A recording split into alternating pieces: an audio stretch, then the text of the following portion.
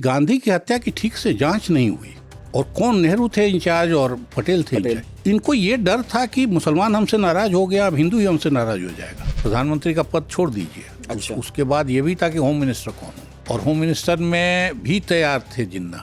और फाइनल ये हुआ कि होम मिनिस्ट्री पटेल ने नहीं छोड़ी तो फाइनेंस देना पड़ा, और लियाकत ने ऐसी हालत कर दी इन लोगों की कि ये पैसा रिलीज नहीं करते थे। एक प्यून का अपॉइंटमेंट इनके मर्जी से नहीं हुआ। और उसने क्या क्या शरारतें की, इवन दंगों में, बंटवारे में राशन के लिए। मैंने एक प्रसंग पढ़ा जिसमें एमएफ हुसैन को जब वो मिले थे, और एमएफ बड़े जवान थे उस वक्त, किशोर थे, तो उन्होंने ही शायद एमएफ को कहा, और ये एमएफ ने भी कई जगह शायद माना है कि तुम ये चित्र बनाते हो रामायण की अमीरों के घर में लग जाते हैं, रामायण पर बनाओ और देखो कि तुम्हारे चित्र गांव देहात में लेकर जाने पर उन्हें क्या सम्मान मिलता है। और एमएफ हुसैन ने बाद में माना कि हाँ, जब वो चित्र गांव में पहुंचे तो लोगों ने उनकी पूजा करनी शुरू कर दी। एक लगभग नास्तिक व्यक्ति इस रुझान का फिर क्यों? पार्लियामेंट की डेमोक्रेटिक फंक्शनिंग हो या सड़क की डेमोक्रेटिक फंक्शनिंग हो, ये सोशलिस्टों का ही दिया हुआ है, और वो कंटिन्यू अब तक कर रहा है। नेहरू ने उसको चलने दिया, नेहरू ने उसको चलाया, कई जगह प्रोत्साहित भी किया कि इस तरह के विरोध हो। तो डेमोक्रेसी आज अगर मुल्क में है, समाजवाद आया ना आया उनके कोशिश से, लेकिन डेमोक्रेसी अगर आज इतनी मजबूत रंग रूप में दुनिया में, माने हमारे हिंदुस्तान में दिखाई देती है, तो सोशलिस्ट का बड़ा हाथ। दो आना वाली जो बहस है, उस बहस में भी बताइए, लोगों को पता नहीं उस बहस के बारे में। वहाँ से ये लोहिया ने कहा कि आम आदमी पे 2 आना खर्चा होता है, नेहरू के कुत्तों पे रोज का खर्च 50 रुपया से ऊपर का है। तो ये बहस चली, और ये बहस फाइनल ये हुआ कि मोरारजी भाई ने वो बहस उठाई, फाइनेंस मिनिस्टर थे, कि 2 आना नहीं है, वो कुछ और सुनाते रहे। भारतीय स्वतंत्रता संग्राम के बहुत सारे सितारे आसमान में चमकते हैं राजनीति के। उनमें बहुत से ऐसे हैं जिनका नाम हमें मालूम है, कई ऐसे जिनका नाम मालूम भी नहीं, और कुछ ऐसे भी जिनका नाम हम कभी भूल ही नहीं सकते, क्योंकि किसी न किसी मोड़ पर वो याद आ जाते हैं, प्रासंगिक हो जाते हैं। उन्हीं में से एक नाम है राम मनोहर लोहिया का, एक ऐसा नेता जो बालिग होने से पहले कांग्रेस के अधिवेशनों में जाने लगा था, एक ऐसा नेता जिसने उसी कोठरी में टॉर्चर सहा जिसमें भगत सिंह थे उन्हीं अफसरों के हाथों, एक ऐसा नेता जो गांधी का चेला तो था लेकिन गांधी से मतभेद भी खूब रखता था, और एक ऐसा नेता जिसने आजादी के बाद विपक्ष की ऐसी जोरदार भूमिका निभाई कि आज भी उसके बारे में याद किया जाता है, उससे सीखा जाता है। राम मनोहर लोहिया ऐसे नेता भी थे कि जब हमारे बहुत सारे नेताओं ने अपने छात्र जीवन में लंदन को चुना पढ़ाई के लिए, उन्होंने तय किया कि वो ऐसे मुल्क में नहीं जाएंगे जो उन पर राज करता है। उन्होंने चुना यूरोप को, जर्मनी को, बर्लिन को। उस नेता की बात इसलिए भी क्योंकि आज विपक्ष की भूमिका को लेकर सवाल उठते हैं, पूछा जाता है विपक्ष का काम क्या है, टटोला जाता है कि विपक्ष के तेवर क्या होने चाहिए। लोहिया प्रतिनिधि थे विपक्ष के, आजीवन विपक्षी रहे, और आज ये बात हम समझेंगे, पूछेंगे, लोहिया के बारे में जानेंगे अरविंद मोहन से। अरविंद जी लेखक हैं, लेखक से पहले पत्रकार हैं, और एक सुखद संयोग ये कि अरविंद मोहन ने इंडिया टुडे ग्रुप 1986 में ज्वाइन किया था, और आपने पत्रिका को एक लंबे समय तक अपना जीवन दिया, और अगर मैं ठीक हूं तो 7-8 साल आप यहाँ रहे। तो सबसे पहले तो सर आपका बहुत बहुत स्वागत है। धन्यवाद। नहीं, शुरुआत की आपकी घर वापसी हुई। हिंदी पत्रिका हम ही लोगों ने शुरू की जनसत्ता से आके, तो 10 साल में काफ़ी पत्रिका आ गई थी, बल्कि तब तक वीकली नहीं हुई थी। तो हमको एक शिकायत रहती थी कि वीकली हो तो ज़्यादा। एक शिकायत दूसरी ये रहती थी कि हमसे 1-2 दिन पहले अंग्रेजी निकल जाती थी, तो सर्कुलेशन अंग्रेजी का हर दफ़े हमसे ऊपर होता था, इंडिया टुडे इंग्लिश का। तो हमारी ये भी शिकायत रहती थी कि मैगजीन तैयार हो तो साथ ही आनी चाहिए, और वो हो तो फिर हम शायद आगे निकल जाएं, जो बाद में हुआ भी। तो लोहिया की बात तो मैं आपसे करूंगा, पहले आपकी बात कर लूं, क्योंकि मेरे मन में कई जिज्ञासा है जब पता चला कि आप तो यहीं थे, आप तो हमारे पुरखे रहे हैं इस मामले में। जैसे आज टीवी की, पॉडकास्ट की आपस में लड़ाई रहती है, कंपटीशन रहता है, ऐसे तो मैगजीन्स की भी हुआ करती होंगी। मैगजीन्स की थी, खूब थी, बल्कि मैगजीन्स का वो दौर था, और सिर्फ हम ही नहीं थे, बाजार में काफ़ी सारी पत्रिकाएं थी, और पत्रिकाओं में भी क्रिकेट की पत्रिकाएं, फिल्म की पत्रिकाएं, 4-4 लाख तक। उस सबसे ज़्यादा बिकने वाली अपराध की पत्रिकाएं, बिजनेस की पत्रिकाएं, वो दौर है जब बिजनेस हिंदुस्तान में पहली दफ़े ढंग से शुरू हुआ। साहित्य की पत्रिकाएं, हर फील्ड की पत्रिकाएं थी, तो अब तो उनके दर्शन क्रिकेट पे, खेल भी नहीं, क्रिकेट पे पूरी पत्रिका, जो कई स्वास्थ्य पे पत्रिकाएं, और ऐसी उटपटांग चीज़ों वाली जानकारी उसमें दी जाती थी कि आप प्याज खाते रहिए, सब कुछ ठीक हो जाएगा। और पता लगा उस पत्रिका के भी 3 लाख ग्राहक हैं, और वो कौन वैद्य जी निकालते हैं। ज्योतिष की पत्रिकाएं भी लाख संख्या पर। तो पत्रकार जर्नलिज्म के लिए वो दौर काफ़ी बढ़िया था। फैक्ट चेक पत्रिका की जरूरत तब भी थी, लेकिन तब नहीं आई। तो वाह। अभी पत्रिका जो है, उस समय की पत्रिका और आज की पत्रिका में कोई तुलना नहीं है। लेकिन और कॉलमिस्ट थे, एक से एक कॉलमिस्ट, फिल्मों का कॉलमिस्ट, नीताज नेटर जैसे। इनफैक्ट आपको भी हमने खूब पढ़ा। नीताज नेटर जो है उसमें छपता था स्टारडस्ट में, और हमारे उस्ताद बताते थे कि इसको पढ़ो, कि रोचक ढंग से बातें कैसे कही जाती हैं। सीखो। फिर ऐसे ही सरिता में वो सरित प्रवाह, जो विचारों के हिसाब से बहुत ही दक्षिणपंथी था, लेकिन उसके बारे में भी कि किस तरह से एक कंटिन्यूटी लगातार बनी रहती है किसी एक ग्रुप के लिए, इसको पढ़ना जरूरी है। हम लोग चोरी छिपे कुछ फ्रीलांसिंग करते थे, तो अपराध कथाएं लिखना उस समय, जब बाकी के लिए 100 रुपये नहीं मिलते थे, तो अपराध कथाओं के लिए 500-500 रुपये मिलते थे। लेकिन वो उस्ताद जो हमारे थे, जिनको कुछ आता जाता वैसे नहीं था, लेकिन उनको ये मालूम था कि स्टोरी टूट कहाँ रही है और कहाँ दिलचस्पी कम हो रही है, तो वो ज़रूर उस जगह निशान लगा के बताते थे कि यार ये कुछ ढीला हो रहा है, इसको ठीक करो। तो वो अपने आप में कि स्टोरी कितनी बड़ी हो और उसको किस तरह से आप रोचक बनाए रखिए, ये सब ट्रेनिंग वहाँ से हुई। तो वो दौर पत्रिका जर्नलिज्म के लिए काफ़ी। तो मैगजीन में आपने काम किया, और होते होते आज आप पॉडकास्ट में एक शो में बैठे हैं। एक लंबा सफ़र तय हुआ। तो और लेखक भी हैं आप, गांधी पर तो इतना लंबा चौड़ा आपने लिखा है। ये लोहिया पर लिखने की मन में क्या आई? देखिए, 74 आंदोलन से असल में हम लोग शुरू हुए थे। तो 74 के बाद जिस ग्रुप के साथ मेरा जुड़ाव ज़्यादा रहा, वो लोहियाइट लोग थे। लोहिया विचार मंच बना के वो चल रहे थे, तब तक लोहिया थे नहीं। तो लोहिया के कई साथी, जैसे उनके साथ रही थी रमा मित्रा, इंदुमती केलकर, उनकी किशन पटनायक, इस तरह से 5-6 जो बड़े उनके क्लोज लोग थे, ओम प्रकाश दीपक, इन सब ने मिलजुल के ये सोचा कि लोहिया पार्टियों से अब जो चल रहे हैं, कि कोई कांग्रेस को सपोर्ट कर रहा है, कोई कहीं जा रहा है, तो उससे बेहतर है कि हम लोग अभी एक वैचारिक आंदोलन कोशिश करें लोहिया के इर्द गिर्द खड़े करने का। तो उन्होंने लोहिया विचार मंच बनाया। किशन जी की भागीदारी 74 आंदोलन में भी थी, और उस ग्रुप के कई लोग, शिवानंद तिवारी, अख्तर हुसैन, विनय सिन्हा, ये सब लोग तब आंदोलन में आ गए थे। तो संयोग से जुड़ाव इसी ग्रुप से हुआ, तो इसलिए लोहिया से तब से जुड़ाव है। और धीरे धीरे जब लोहिया पढ़ने लगे तो लगा कि इस तेवर का क्रांतिकारी विचार हिंदुस्तान में शायद किसी का नहीं है। और आज़ादी से पहले भी लोहिया खूब तड़क भड़क के साथ दिखाई देते हैं, आज़ादी के बाद भी दिखाई देते हैं। आप 74 की बात कर रहे हैं, इसका मतलब तब भी लोगों के अंदर एक आकर्षण था लोहिया को लेकर। ये चल रहा है 2023 का अंत, सिनेरियो में बहुत चेंज है। आपको नहीं लगता लोहिया के बारे में वाकई कोई कुछ भी नहीं जानता? नहीं, लोग जाने ना जाने, लोहिया की बातों को लोग अभी भी फॉलो कर रहे हैं, और अभी भी फॉलो किया जाना बाकी है। जैसे जाति का सवाल और आरक्षण का सवाल, आप देखिए, एक दफ़े मसला आया है, और वो संघ जो कभी जाति के पक्ष में नहीं था, आज किस तरह से बीजेपी जाति की पॉलिटिक्स करने लगी, कि जातिवादी पॉलिटिक्स करने वाले लोग मात खा रहे हैं। तो एक जाति का सवाल है। ऐसे ही उपनिवेशवाद का सवाल है। आज पूरी दुनिया में जो पोस्ट कॉलोनिज्म की बात चल रही है, कि कॉलोनिज्म ने दुनिया में क्या क्या बिगाड़ा है, बहुत हमारे अंदर की चीज़ें, हमारे वैल्यूज़ बिगाड़े हैं, तो उनके खिलाफ किस किस्म का मूवमेंट चल। अब लोहिया को आप याद करिए ना याद करिए, लेकिन वो मूवमेंट है जाति का, धर्म का, संप्रदाय का, साहित्य का, कल्चर का, नदियों की सफाई का। ऐसे 50 मुद्दे हैं जिसमें लोहिया हमको बार बार याद आते हैं और आएंगे। रामकृष्ण शिव जैसा कम्युनिज्म के सवाल पे उतना साफ आपको नहीं दी। तो लोहिया कहाँ रुके, और यही वजह है कि लोहिया, गांधी के बाद अगर इस देश में किसी का भी नाम याद आता है तो लोहिया का याद आता। आपने उनको आज़ादी की लड़ाई का कहा, मैं तो कहूँगा सिक्किम की आज़ादी की लड़ाई में लोहिया शामिल हैं, गोवा में शामिल हैं, लंका में शामिल हैं, बर्मा में शामिल हैं।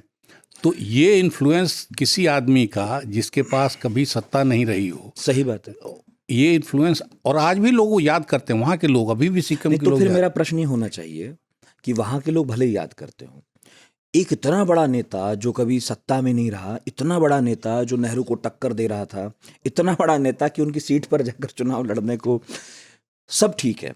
फिर क्या कारण है कि बहुत सारे और नेताओं की तुलना में लोहिया को वो मकबूलियत नहीं हासिल है? मकबूलियत का मतलब मेरा कहना है कि लोकप्रियता हासिल नहीं है उस तरह की कि हमें पॉडकास्ट में उनके बारे में बात करनी पड़ रही है। तो मुझे यकीन से मैं कह रहा हूँ कि बहुत सारे लोगों ने कभी सुना नहीं होगा, उन्हें पता नहीं होगा। इसका कारण आप क्या देखते हैं? यूथ में आज लोहिया उतने पॉपुलर क्यों नहीं है? भगत सिंह है? नहीं, दो चीज़ें हैं। एक तो लोहिया ने जो पॉलिटिक्स का रास्ता चुना, उसमें ये संकट है कि वो कभी उन्होंने ऑर्गेनाइज ढंग से पॉलिटिक्स उस तरह से, जैसे गांधी ने एक बड़ी बड़ी योजना के साथ पॉलिटिक्स की, लोहिया ने उस तरह की पॉलिटिक्स नहीं की। लोहिया की पॉलिटिक्स लगातार अस्थाई कहते रहिए, डेरा बनाना, जैसे हम भोजपुरी बिहार में बोलते हैं, कि उन्होंने कांग्रेस, पहले सोशलिस्ट पार्टी बनी, फिर उसके बाद कोई और ग्रुप बना, फिर यहाँ, और उन सारे ग्रुपिंग्स में उनकी भागीदारी थी। और ये होते होते उनको खुद लगने लगा एक दौर के बाद कि अब शायद ज़्यादा गुंजाइश है नहीं, तो इसलिए मन में जो बातें हैं वो बोलो करो और बहुत आगे पीछे नहीं सोचो। तो इसलिए लोहिया ने उस तरह का कुछ भी नहीं किया जिसको आप बहुत चौंकाऊ कहिए, बहुत टिकाऊ कहिए। लोहिया ने अपने ढंग से अपना काम किया, अपनी बात रखी, अपना आंदोलन खड़ा किया और विचारों का ये किया, और वो बोलते भी रहे कि मेरे मरने के बाद शायद मेरी बातों को लोग समझेंगे। तो वो असर तो हो रहा है, लेकिन जो आप कह रहे हैं वो भी सही है कि उस तरह से जो लोहिया का नाम आज ले रहे हैं, अगर उनसे कोई लोहिया को पीछे ले जाए तो वो शर्मनाक ही लगेगा। वो मामला गांधी हाँ, के संदर्भ में भी है और वो दीनदयाल उपाध्याय के प्रसंग में भी ठीक है कि जो उनका नाम ले रहे हैं उनको बड़ी मुश्किल हो जाएगी बताने में। पर लोहिया को जब मैं पढ़ रहा था, क्या कमाल कलर हैं उनकी लाइफ में, और कई जगह तो वो इतने प्रोग्रेसिव दिखते हैं जितने आज के लोग नहीं हैं, और कई जगह वो उतने कट्टर दिखते हैं जितना लगता है कि इतना होना भी ठीक नहीं है। अपनी सारी पढ़ाई लिखाई के बावजूद खूब जिद्दी भी हैं। तो थोड़ा पहले ले जाता हूँ, इतना कलरफुल नेता है। हम जब अपने छात्र जीवन में, तब भी लोग लोहिया का नाम खूब लेते थे वैसे, क्योंकि उनकी पर्सनैलिटी में बहुत कलर है। तो मैं थोड़ा पहले ले जा रहा हूँ आपको। उन्होंने लंदन तो वो गए थे, पिताजी बहुत अमीर तो नहीं थे, कांग्रेस के ही कार्यकर्ता थे, लगे रहते थे, तो जैसा भी उनसे पैसा हो सका इकट्ठा उन्हें लंदन भेजा। तो मैंने भी इंट्रोडक्शन में बताया कि लंदन तो वो इसलिए नहीं पढ़े क्योंकि उन्हें लगा कि यहाँ तो रहना मुश्किल होगा, अंग्रेज़ उस तरह से हिंदुस्तानी को बरतते नहीं है। लेकिन बर्लिन में जाके पढ़ना क्या आसान था? देखिए, लोहिया कोई बहुत कमज़ोर घर के भी नहीं थे। लोहिया का जीवन जो है थोड़ा अजीब ढंग से शुरू हुआ और एक किस्म की आज़ादी उन्होंने उससे हासिल की, क्योंकि माँ उनकी मर गई बहुत छोटे में, और वो उनका ननिहाल था हमारे यहाँ चंपारण में, जो कम बताया जाता है। तो बचपन का काफ़ी हिस्सा उनका वहाँ भी बीता है, और एक दाई थी जिसका दूध पी के वो बड़े हुए थे। तो वो सब रिश्ते वहाँ थे, लेकिन दादी ने और उस दाई ने पाला। हाँ, तो और लेकिन वो ये है कि फिर आज़ादी भी उनको उस तरह से रही। पिता आंदोलन में इस तरह से शामिल हो गए थे सब छोड़ के कि फिर उनको इस तरह का बहुत, बेटे का होश तो था कि बेटा पढ़े लिखे अच्छा बने, लेकिन क्या बने कैसे बने इन सब चीज़ की उन्होंने कभी परवाह नहीं की। तो लोहिया उस हिसाब से आज़ादी एक तरह का उन्होंने महसूस की शुरू से। तो ये सब फैसले लेना वो भी नहीं है। जब जर्मनी पढ़ते थे तब के ऐसे ऐसे किस्से हैं कि वो भरी सभा में उन्होंने बीकानेर के महाराजा के इस पे सीटी बजाया। अभी जब ये पार्लियामेंट में घुसपैठ वाला मामला चला तो मुझे वही याद आया कि वो तो लीग ऑफ नेशंस में ऐसी घुसपैठ उन्होंने भी कर दी थी। भगत सिंह जैसा ही मामला कुछ किया वहाँ जाकर। वो भी नहीं है, बल्कि उस समय के किस्से जिसको बाद में कई लोग उनके लिए निगेटिव मानते हैं। सारी पार्टियों के कॉन्फ्रेंस में जाते थे, तो नाजियों के कॉन्फ्रेंस में भी गए। हाँ, हिटलर की पार्टी की कॉन्फ्रेंस में चले गए और जाके देखा क्या हो रहा है, कैसे हो रहा है, क्या काम हो रहा है। तो विद्यार्थी के तौर पे वो उस तरह की बेचैनी थी उनकी। इसलिए भी वो एक्सपोजर ज़्यादा था क्योंकि वो किसी से भी दूरी नहीं रखते थे। इनफैक्ट अभी मैं जब पढ़ रहा था, और आप बताएंगे बेहतर, कि उन्हें जर्मन नहीं आती थी, लेकिन उन्होंने तय किया कि इसी प्रोफेसर से पढ़ना, इकोनॉमिक्स पढ़नी है, तो उन्होंने जर्मन भी सीख ली। जो नई चीज़ मिल जाए कुछ महीने में सीख ली। और सीखा ही नहीं बल्कि और भी, तब जर्मनी में और माने यूरोप में और इंग्लैंड में कुछ ठिकाने थे बच्चों के, हिंदुस्तानी बच्चों के, और वो क्रांतिकारी और सोशलिस्ट ग्रुप्स, कम्युनिस्ट ग्रुप खास तौर से वहाँ तो लोहिया वहाँ भी जाते थे, लेकिन उसमें से किसी से उनकी उस किस्म की दोस्ती दिखाई नहीं देती, बल्कि कई लोगों से विरोध हुआ बाद में। और क्योंकि उन लाइन लेके उन्होंने कभी वहाँ के उस लाइन को कभी फॉलो नहीं किया। पश्चिम से जो आए हमारे पढ़े लिखे हमारे नौजवानों में, गांधी ने तो एकदम ही अलग लाइन ली, शुरू से कोई समाजवादी लाइन नहीं ली। लेकिन समाजवादी होके भी अलग लाइन लेने वाले लोहिया अकेले हैं। बाकी नेहरू तक के ऊपर समाजवादी इन्फ्लुएंस रहा और पश्चिमी इन्फ्लुएंस रहा, लोहिया पे सबसे कम हुआ। गांधी पे तो उल्टा ही है, लेकिन लोहिया पे मेरे ख्याल से जो बाकी लोग गए हैं उन पे लोहिया पे सबसे कम असर दी। तो वो आज़ाद ख्याली उनकी सब दिन से थी और वो उन्होंने चलाई। और जो आदमी जर्मन सीख लेता है, जो आदमी बहुत छोटी उम्र में फर्राटेदार अंग्रेजी बोलता है, वो आदमी हिंदी को लेकर फिर इतना अड़ जाता है कि वो हिंदी ही नहीं, मैं कहूँ भारतीय भाषाओं को लेकर भी, कि वो बिल्कुल बर्दाश्त नहीं कर पाता कि अंग्रेजी ढंग का हम खान पान रखें, वेशभूषा रखें, भाषा रखें। ये अड़ना ये कहाँ से आया? क्यों वो ये नहीं कहते थे सब ठीक है, होने दीजिए? नहीं, काउंटर करना उन्हें अपना इस पे, जैसे आप अंग्रेजी का कह रहे हैं, मैंने लोहिया को पतलून कोट में नहीं देखा है। वो धोती कुर्ता ही, और वो 2-3 जोड़ी से ज़्यादा कभी उनके पास होने की कहानी नहीं। एक प्रसंग है उनके जीवन में कि जब गए थे तब जरूर टाई बांधनी सीखी थी, उसके अलावा नहीं है। तो इसलिए वो एक विरोध उधर का या क्या है, जैसे पोस्ट कॉलोनिज्म, मैंने आपको पहले भी कहा कि कॉलोनिज्म के क्या क्या दुष्प्रभाव आ रहे हैं, जो नदियों वाली बात, हिमालय की बात, ये सब डेवलपमेंट के इस मॉडल को गांधी ने चुनौती दी, बड़े धूम धड़ाके से हिंद स्वराज लिखा और उसके अलग अलग हिस्से में काम करते रहे। लेकिन लोहिया ने उस तरह से बहुत नहीं कहा है, लेकिन अपने काम काज, अपने आचरण से उन्होंने कभी कबूल नहीं किया इस पश्चिमी वैल्यूज। पश्चिम की कुछ चीज़ों के बहुत हिमायती थे, जैसे औरतों की आज़ादी के बहुत हिमायती थे। उनको लगता था कि पश्चिम ने औरतों को आज़ाद किया है, और आज़ाद किया है इसलिए पश्चिम का विकास हुआ है। वो सिर्फ ये नहीं कि औरत आज़ाद हो गई, उनको लगता था, बल्कि वो ग्रेटा गार्बो के बड़े प्रशंसक थे। और ग्रेटा गार्बो के प्रशंसक इसलिए भी थे कि ग्रेटा गार्बो अपने सारे फैसले खुद लेती है। ये उनको कि इस समय कोई औरत, कोई लड़की ऐसी हो जो अपने बल, वो गए अमेरिका, तो वो ग्रेटा गार्बो से मिलने का उन्होंने 2 अटेम्प्ट किए, वो भेंट नहीं हुई संजोग से, वो तब कहीं बाहर थी।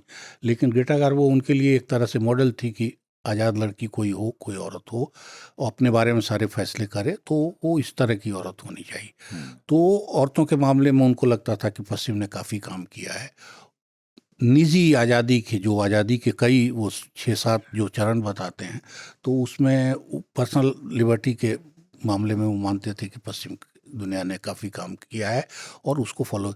तो पश्चिम की अच्छी चीज़ों से उनको कभी, डेमोक्रेसी को लेके उनके मन में कभी कोई संशय नहीं था। तो जबकि गांधी के मन में कई बार लगता है कि इस डेमोक्रेसी को लेके कुछ संशय है, लेकिन लोहिया के मन में ऐसा कोई। तो पश्चिम की काफ़ी सारी चीज़ें वो अच्छी मानते रहे, लेकिन कुल मिला के पश्चिमी संस्कृति को वो गांधी वाली कैटेगरी में ही मानते थे।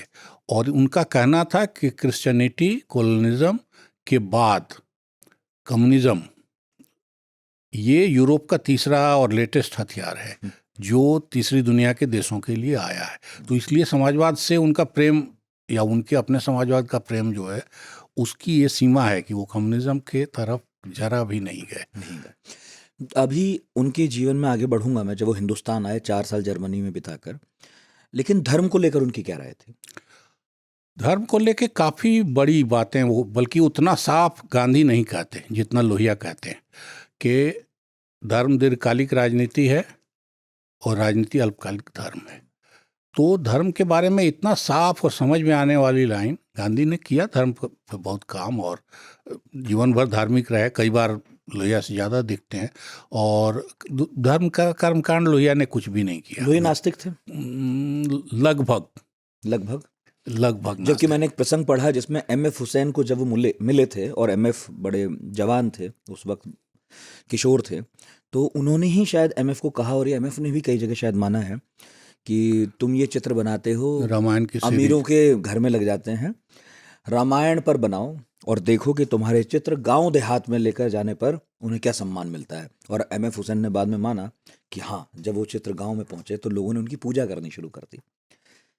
एक लगभग नास्तिक व्यक्ति इस रुझान का फिर क्यों? नहीं, उनके लेख जो दोनों तीनों हैं, रामकृष्ण सेव, ये सब देख, द्रौपदी सावित्री, उसमें औरत की आज़ादी से लेके, तो ये सब देखने सुनने लायक है। और दूसरा उससे भी ज़्यादा कि धर्म को लेके नास्तिक वाला लाइन तो है, लेकिन एक ज़बरदस्त मोरल वैल्यूज के साथ लोहिया जीते हैं, जो धर्म हमको देते हैं। लोहिया उसमें कहीं कोताही नहीं करते। तो आप अधार्मिक उनको गिन सकते हैं कि पूजा पाठ उन्होंने उस तरह से कभी नहीं किया, लेकिन वो कुछ अधार्मिक काम करते हों जो कई दफ़े रेशनलिज्म के चक्कर में, ख़ासतौर से पश्चिम से पढ़े लोग, हम तो वहाँ पेशाब कर सकते हैं किसी इस किस्म का बकवास उन्होंने कभी नहीं किया है। रिस्पेक्ट दूसरे का करना, जो लोग जहाँ पूजा पाठ कर रहे हैं उसका आदर, इन सब में कोई कमी नहीं है। खुद से नहीं किया है ये ज़रूर, लेकिन और फिर धर्म की भूमिका समाज में क्या है, हमारे जीवन में क्या है, ये समझ बहुत ही अच्छी और साफ उनके अंदर है। और ये बात सूत्र रूप में ही उन्होंने, इतिहास चक्र उनकी किताब है, उसमें वो धर्म और इस पे काफ़ी डिटेल चर्चा करते हैं, लेकिन बेसिक सूत्र यही है।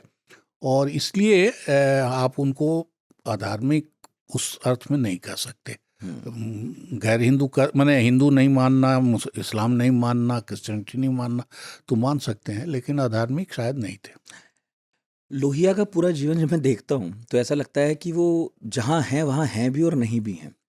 जैसे मैं पढ़ रहा था कि वो छात्रावास वगैरह में रहते थे, छात्रों के नेता जैसे भी थे, लेकिन बहुत सारा वक्त उनका ऐसा था जो वो अपने हिसाब से बिल्कुल अलग रहकर बिताते थे। 4 साल के लिए जर्मनी चले गए, फिर वो कांग्रेस में लौटे। जब लौटे भी तो वो कांग्रेस में थे, लेकिन फिर भी वहाँ लगातार जूझते रहे। बाद में तो सोशलिस्ट ब्लॉक अलग ही हो गया। वहाँ रहकर भी वो गांधी के प्रति उनका प्रेम था, भले ही सुभाष को लेकर भी उनके मन में था कि आदमी तो यही ठीक है। वो जहाँ थे वहाँ थे, नहीं थे, कुछ डिलेमा है उनके जीवन में? नहीं, डिलेमा नहीं है, ये एक तरह का जजमेंट, एक अपने हिसाब, जैसे आप सुहास कह रहे हैं, मैं तो नेहरू भी कहूँगा। बिल्कुल। और नेहरू के लिए वो लीडर मानते थे अपने जवानी के दिनों में कि ये हमारे नहीं, लेकिन बाद की भी कहानी है कि जब एकदम बूढ़े हो गए और बीपी वगैरह होने लगा था उनको, तो उनको किसी ने कहा कि तुमको कभी लकवा हो गया और इस किस्म की मुश्किल आई, तो तुमने घर वर तो बनाया नहीं है, कहाँ जाओगे? तो उन्होंने कहा तुम गेस करो कहाँ जाएंगे। तो सब लोग अपना गेस करते रहे, तो बोले नहीं, ये सब तुम लोग गलत गेस कर रहे हो, कि आखिरी वक्त जब अपना कुछ नहीं चलेगा तो मैं फिर उसी पंडित नेहरू के यहाँ जाऊँगा, क्योंकि वहाँ जाने पे मुझे जितना देख रेख मेरी होगी उतनी और कहीं नहीं होगी। जबकि पूरे मतलब मैं पॉलिटिकल जीवन में नेहरू के देख रहा हूँ, 47 के बाद धान बो रखा उन्होंने, एकदम कहूँ लिटरली। असल में क्या है कि आज़ादी मिलना जो है एक बड़ी घटना इस मुल्क के लिए है। तो हमारे कई लीडर, खासतौर से जो सत्ता में गए, उनको लगता था कि हमको कुछ वक्त दिया जाना चाहिए कि हम चीज़ें ठीक करें। और इसी चक्कर में सोशलिस्टों में से भी अशोक मेहता के ग्रुप एक पूरा उधर आया, एक थ्योरी भी बल्कि दी, मसानी और एक पूरी थ्योरी दी कि नए आज़ाद मुल्कों में किस किस्म की पॉलिटिक्स होनी चाहिए और वो सहयोग की पॉलिटिक्स। लेकिन लोहिया, कृपलानी, ये लोग ऐसे लोग थे जिनका मानना था कि नहीं, इस किस्म की लिबर्टी किसी को नहीं दी जानी चाहिए, और जो भी क्रिटिकल आपकी बुद्धि है वो पहले दिन से शुरू रहनी चाहिए। उसमें कोई हर्ज नहीं है, अगर कोई गलती करता है, मतलब कोई हनीमून पीरियड नहीं होगा सरकार का। तो आप पहले दिन से शुरू कीजिए तनकीद। हाँ, इसलिए अगर कहीं गलती हो रही है तो टोकना शुरू कर दिया। पर ठीक है, अब मैं इसके जस्ट बाद आता हूँ। जर्मनी से जब लौटे तो जैसे गांधी लौटे थे साउथ अफ्रीका के बाद, ऐसे ही वो भी लौटे, और गांधी को उनके गुरु ने कहा कि जाओ ट्रेन में बैठो और घूमो देश, और फिर तय करो कहाँ जाना है, क्या करना है, राय क्या बनानी है। लोहिया के जीवन में वो क्या तत्व थे जिससे प्रेरित होकर उन्होंने फिर अपनी कोई एक विचारधारा बनाई हो या फिर स्ट्रेटेजी बनाई हो? उनके पास भी था कोई दिखाने वाला रोशनी? लोहिया जब लौटे हैं तो कुछ दिन तो शायद कहीं नौकरी छोटी की किसी के पिता के संपर्क से या गांधी के संपर्क से। उसके बाद वो कांग्रेस में नेहरू अपने साथ ले आए। नेहरू जब अध्यक्ष हुए तो अपने साथ जेपी को भी, इनको भी, कई और लोगों को सेक्रेटरी के तौर पे ले आए। एक कमेटी भी बनी थी कांग्रेस में इंटरनेशनल, नहीं वही इलाहाबाद की। जब दफ्तर बना अच्छा, तब ये अलग अलग सेक्रेटरी बनाए गए और ये अपना, तो इसमें जेपी का काम थोड़ा ढीला रहा क्योंकि जेपी वहाँ कम रहे, हालांकि प्रभावती भी रही, जेपी भी रहे, लेकिन लोहिया काफ़ी दिन रहे। कृपलानी तब सेक्रेटरी थे पार्टी के, तो ये लोग बल्कि कृपलानी के साथ रहे। तो ऊपर से कृपलानी से इनका कोई मेल वैसे नहीं दिखता, लेकिन सुचेता जी और जेवी कृपलानी से इनका रिश्ता काफ़ी अंदर का रह रहा था। बल्कि कृपलानी को अगर ठीक से आप देखिए पढ़िए तो कृपलानी को लगता है कि लोहिया को यूरोपियन सोशलिज्म से गांधी की तरफ ले आने वाले वो आदमी है, क्योंकि वहाँ रहते हुए जो बहसें हुई उससे ये वहाँ रहते हुए लोहिया ने कांग्रेस की विदेश नीति बनाना, विदेश की पत्रिका बनाना, सर्कुलर, ये सब काम किया जो बाद में कांग्रेस की विदेश नीति या मुल्क की विदेश नीति का आधार बना है, वही आधार है। और वो बात कोई ऐसे नहीं कही जा सकती, वो दस्तावेज के तो, क्योंकि वो पत्रिका छपती थी, वो सर्कुलर गए हैं सारे रेगुलर, वो इस बात की गवाही देते हैं कि क्योंकि लोहिया पढ़े लिखे थे यूरोप से और आए थे, जैसा नेहरू को था, और नेहरू ने उनको भरपूर प्रोत्साहन दिया उस काम के लिए। तो वो दौर है। फिर उसके बाद धीरे धीरे धीरे धीरे गांधी का इन्फ्लुएंस सचमुच बढ़ा है। उनका तो जर्मनी में डॉक्टरेट ही नमक सत्याग्रह पर था। हाँ, नहीं, उनके और पिताजी सत्याग्रहियों में एक भी थे शायद, जो दांडी यात्रा हुई उसमें उनके पिताजी थे। और लोहिया भी शुरू से उसमें उनको कहीं, लोहिया के लिए दिक्कत असल में हुई है बाद में। समूह असल एक दुविधा शुरू में ये रही कि कांग्रेस में रहें, बाहर जाएं, और फिर बाहर जैसे किसी ने कई जगह से सोशलिस्ट पार्टी बन गई थी, फिर पटना में भी बनी, एक उड़ीसा में उससे भी पहले बन गई थी, फिर बाद में इन्होंने अपना एक ग्रुप बनाया, वो कांग्रेस में रहते हुए विरोध करना है, अंदर रहना है, बाहर चलना है, ये सब दुविधा चलती रही। फिर इसी बीच भूदान शुरू हुआ और जेपी निकल आए। 52 का चुनाव असल में इन लोगों ने बड़े उत्साह से लड़ा था, इनको लग रहा था कि हम कांग्रेस का अल्टरनेट देंगे, लेकिन इनको ठीक ठीक अंदाज़ा नहीं था कि कांग्रेस की ताकत क्या है।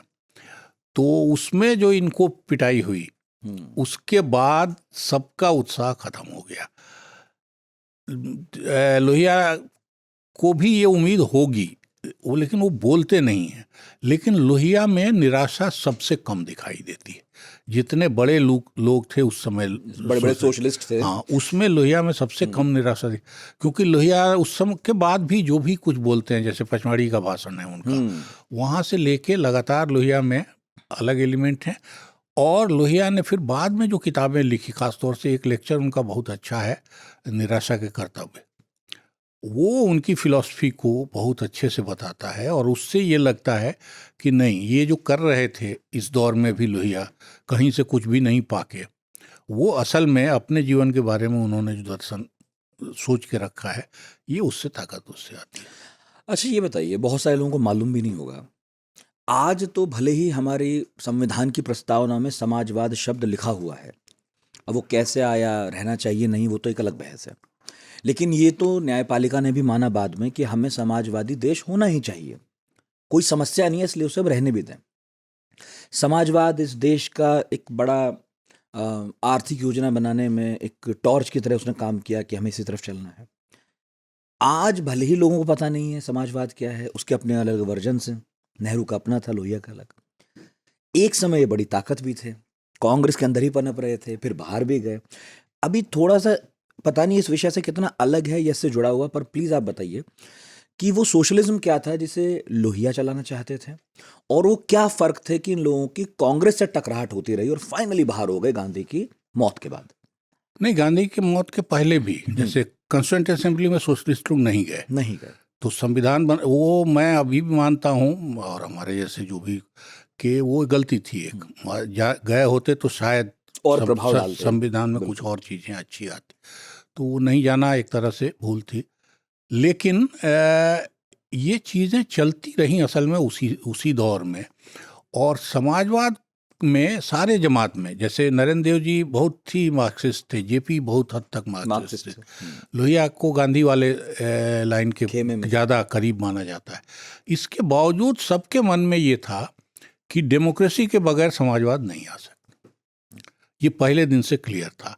तो इसलिए डेमोक्रेटिक फंक्शनिंग में पार्टी भी रहे और देश भी रहे, इस सवाल पे कोई कंप्रोमाइज कभी नहीं हुआ किसी भी ग्रुप के लिए, बल्कि खुला दाखिला, सस्ती शिक्षा, लोहिया वगैरह, खुला दाखिला सब दिन से था।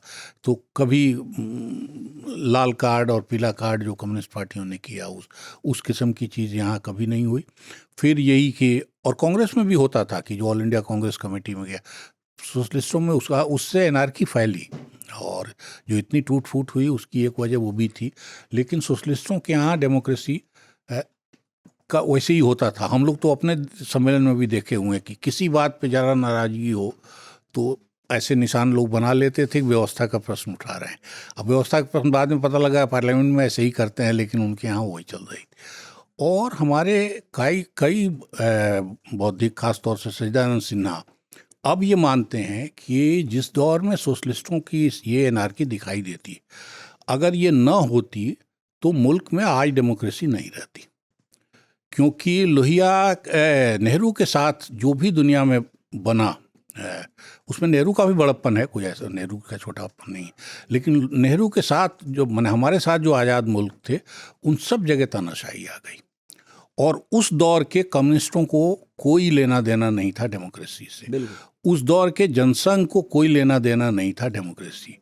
तो पार्लियामेंट की डेमोक्रेटिक फंक्शनिंग हो या सड़क की डेमोक्रेटिक फंक्शनिंग हो, ये सोशलिस्टों का ही दिया हुआ है, और वो कंटिन्यू अब तक कर रहा है। नेहरू ने उसको चलने दिया, नेहरू ने उसको चलाया, कई जगह प्रोत्साहित भी किया कि इस तरह के विरोध हों। तो डेमोक्रेसी आज अगर मुल्क में है, समाजवाद आया ना आया उनके कोशिश से, लेकिन डेमोक्रेसी अगर आज इतनी मजबूत रंग रूप में दुनिया में, मैंने हमारे हिंदुस्तान में दिखाई देती है, तो सोशलिस्टों का बड़ा हाथ है। सोशलिस्टों का बड़ा हाथ है। ठीक है, पर मेरा प्रश्न ये भी था, अच्छा है आपने इस पर एम्फसाइज किया, मेरा प्रश्न ये भी था कि कांग्रेस तो खुद में सोशलिस्ट ठीक ठाक थी ही, बड़े बड़े नेता भी थे। प्रॉब्लम क्या थी कि समाजवादियों को थोड़ा अलग रहना पड़ा, कांग्रेस में रहते हुए भी वो अलग धड़ा था, ऑफिशियली अलग धड़ा था बाकायदा। और फिर नेहरू से क्या प्रॉब्लम हो गई, जबकि नेहरू तो खुद फैबियन सोशलिज्म को मानते थे। प्रॉब्लम क्या थी, फ़र्क क्या है? फ़र्क ये है कि 34 में ही गांधी को अलग हो जाना पड़ा इसी कांग्रेस से।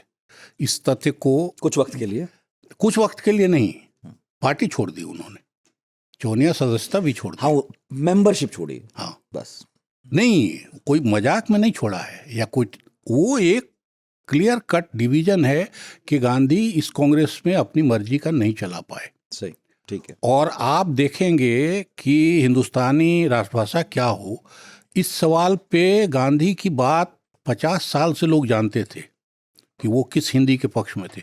इसके बावजूद इसी कांग्रेस ने उसको हराया, और हराया किन लोगों ने? दक्षिण के लोगों ने नहीं हराया, मुसलमानों ने नहीं हराया, हमारे हिंदी पट्टी के लोगों ने उनको हराया।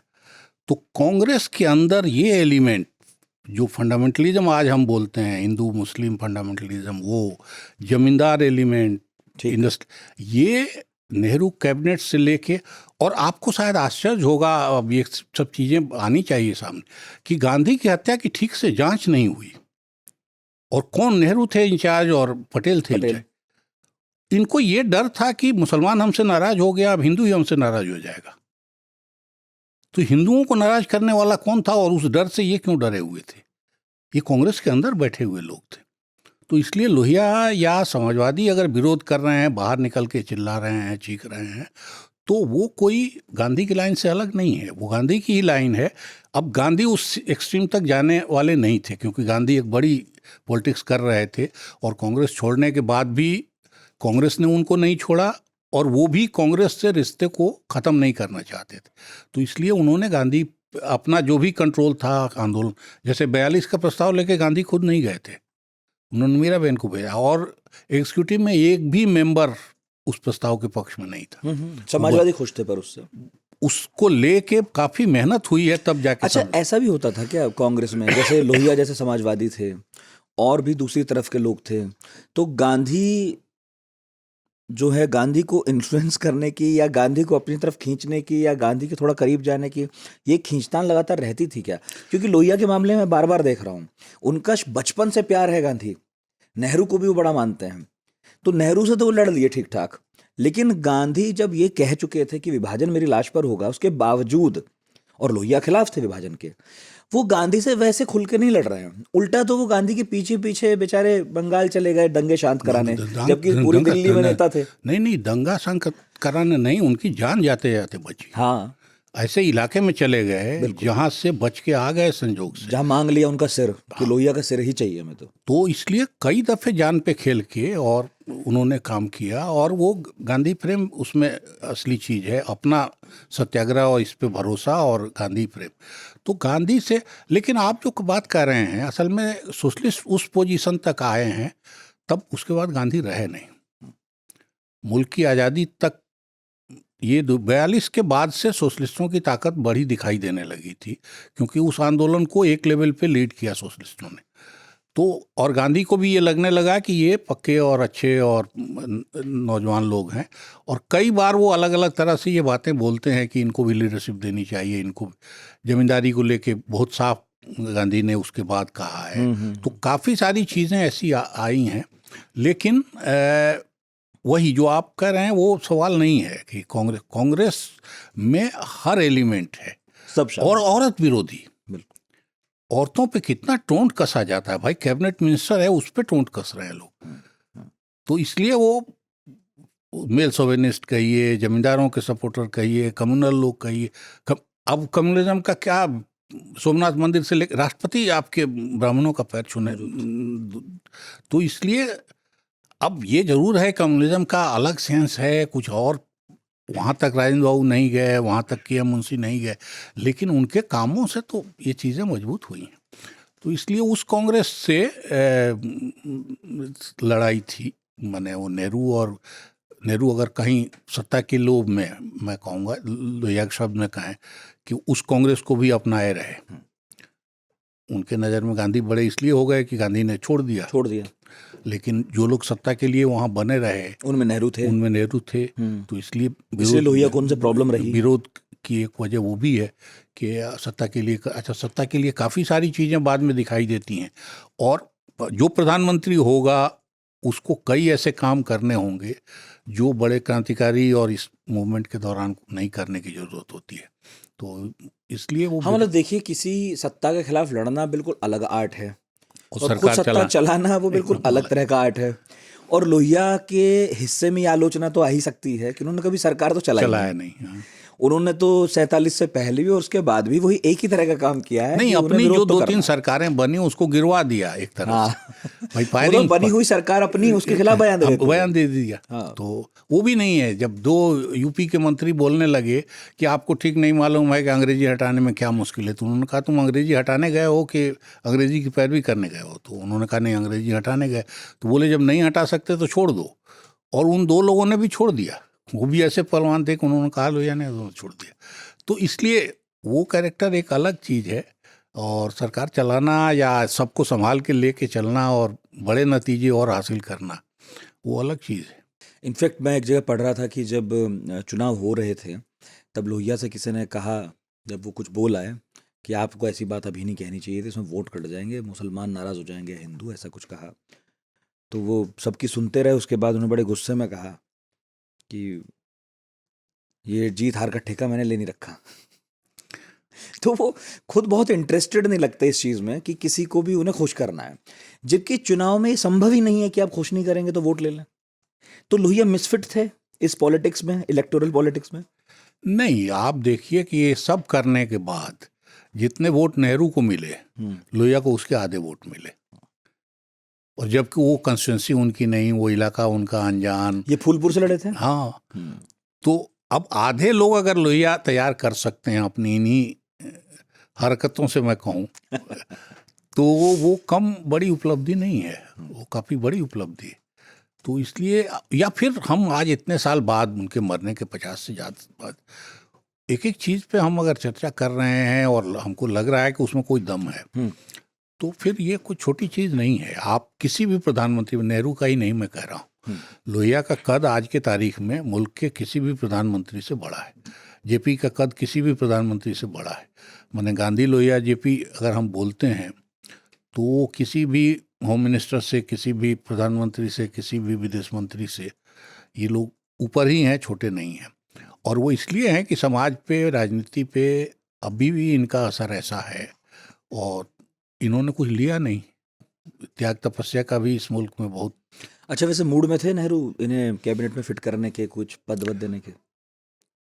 जेपी के लिए तो कोशिश 2 दफे की, प्रधानमंत्री ही बनाने की कोशिश जेपी के लिए बाज़ाब्ता 2 बार हुई, लेकिन वो आए नहीं। और लोहिया ने तो मेरे ख्याल ये सब कभी किया नहीं।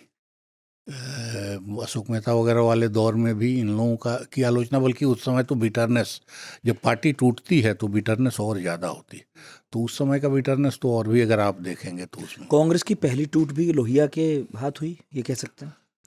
अब कांग्रेस आप पहले से देखिए, सुभाष बाबू से लेके तो बहुत समय समय पर टूट हुई।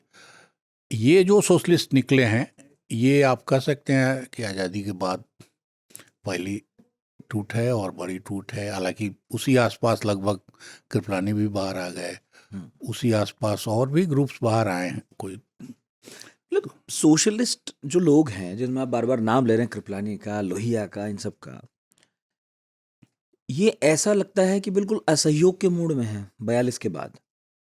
वो ना तो कॉन्स्टिट्यूएंट असेंबली में शामिल हो रहे हैं, वो सरकार का सहयोग करते भी नहीं दिख रहे हैं, विरोध भी कर रहे हैं। वो वाकया आपने बता ही दिया बातों बातों में कि फूलपुर से लोहिया खुद जाके चुनाव लड़ाए नेहरू के खिलाफ। प्रॉब्लम मैं अभी भी उस तरह नहीं समझ पा रहा हूँ, जबकि नेहरू तो खुद लेफ्ट लीनिंग ही थे। देखिए, समझा नहीं पाए नेहरू को। हम आज के हिसाब से नहीं समझ सकते। एक दफ़े ये सवाल मैंने रविंद्र कुमार जी से किया, जो हिस्टोरियन थे बड़े, तो उन्होंने अपना किस्सा सुना दिया किसी कम्युनिस्ट नेता से बातचीत का। अब आप 42 का सीन याद करिए, भारत छोड़ो आंदोलन कि सारा लीडरशिप सोशलिस्टों के हाथ में है। जब बॉम्बे में विद्रोह होता है नौसेना का, तब के कम्युनिस्टों की ताकत देखिए। कम्युनिस्ट इस मुल्क को आराम से बंद करा लेते थे। एक कॉल देते थे तो बंद हो जाता, यूनियन मजबूत हो गई थी। तो अब उस दौर के सोशलिस्ट और कम्युनिस्ट की तुलना अगर आज आपके दिमाग में कुछ भी बनी हुई है तो आपका भ्रम है। उस समय ये अपने को पैरेलल मानते थे, और इनको लगता था कि नेहरू रास्ते में बाधक हैं, कांग्रेस रास्ते में बाधक है। 52 में हार के पहले तक तो इन लोगों का बयान आप देखिए। और जेपी साधारण हीरो थे, जब जेल तोड़ के निकले जेल से, तो उसके बाद जहाँ पहुँचते, एक तो पर्सनालिटी उनकी वैसी ही थी, और जहाँ पहुँचते थे वहाँ क्या रुतबा उनका, कैसे, मैंने नेहरू से कम रुतबा उनका नहीं था।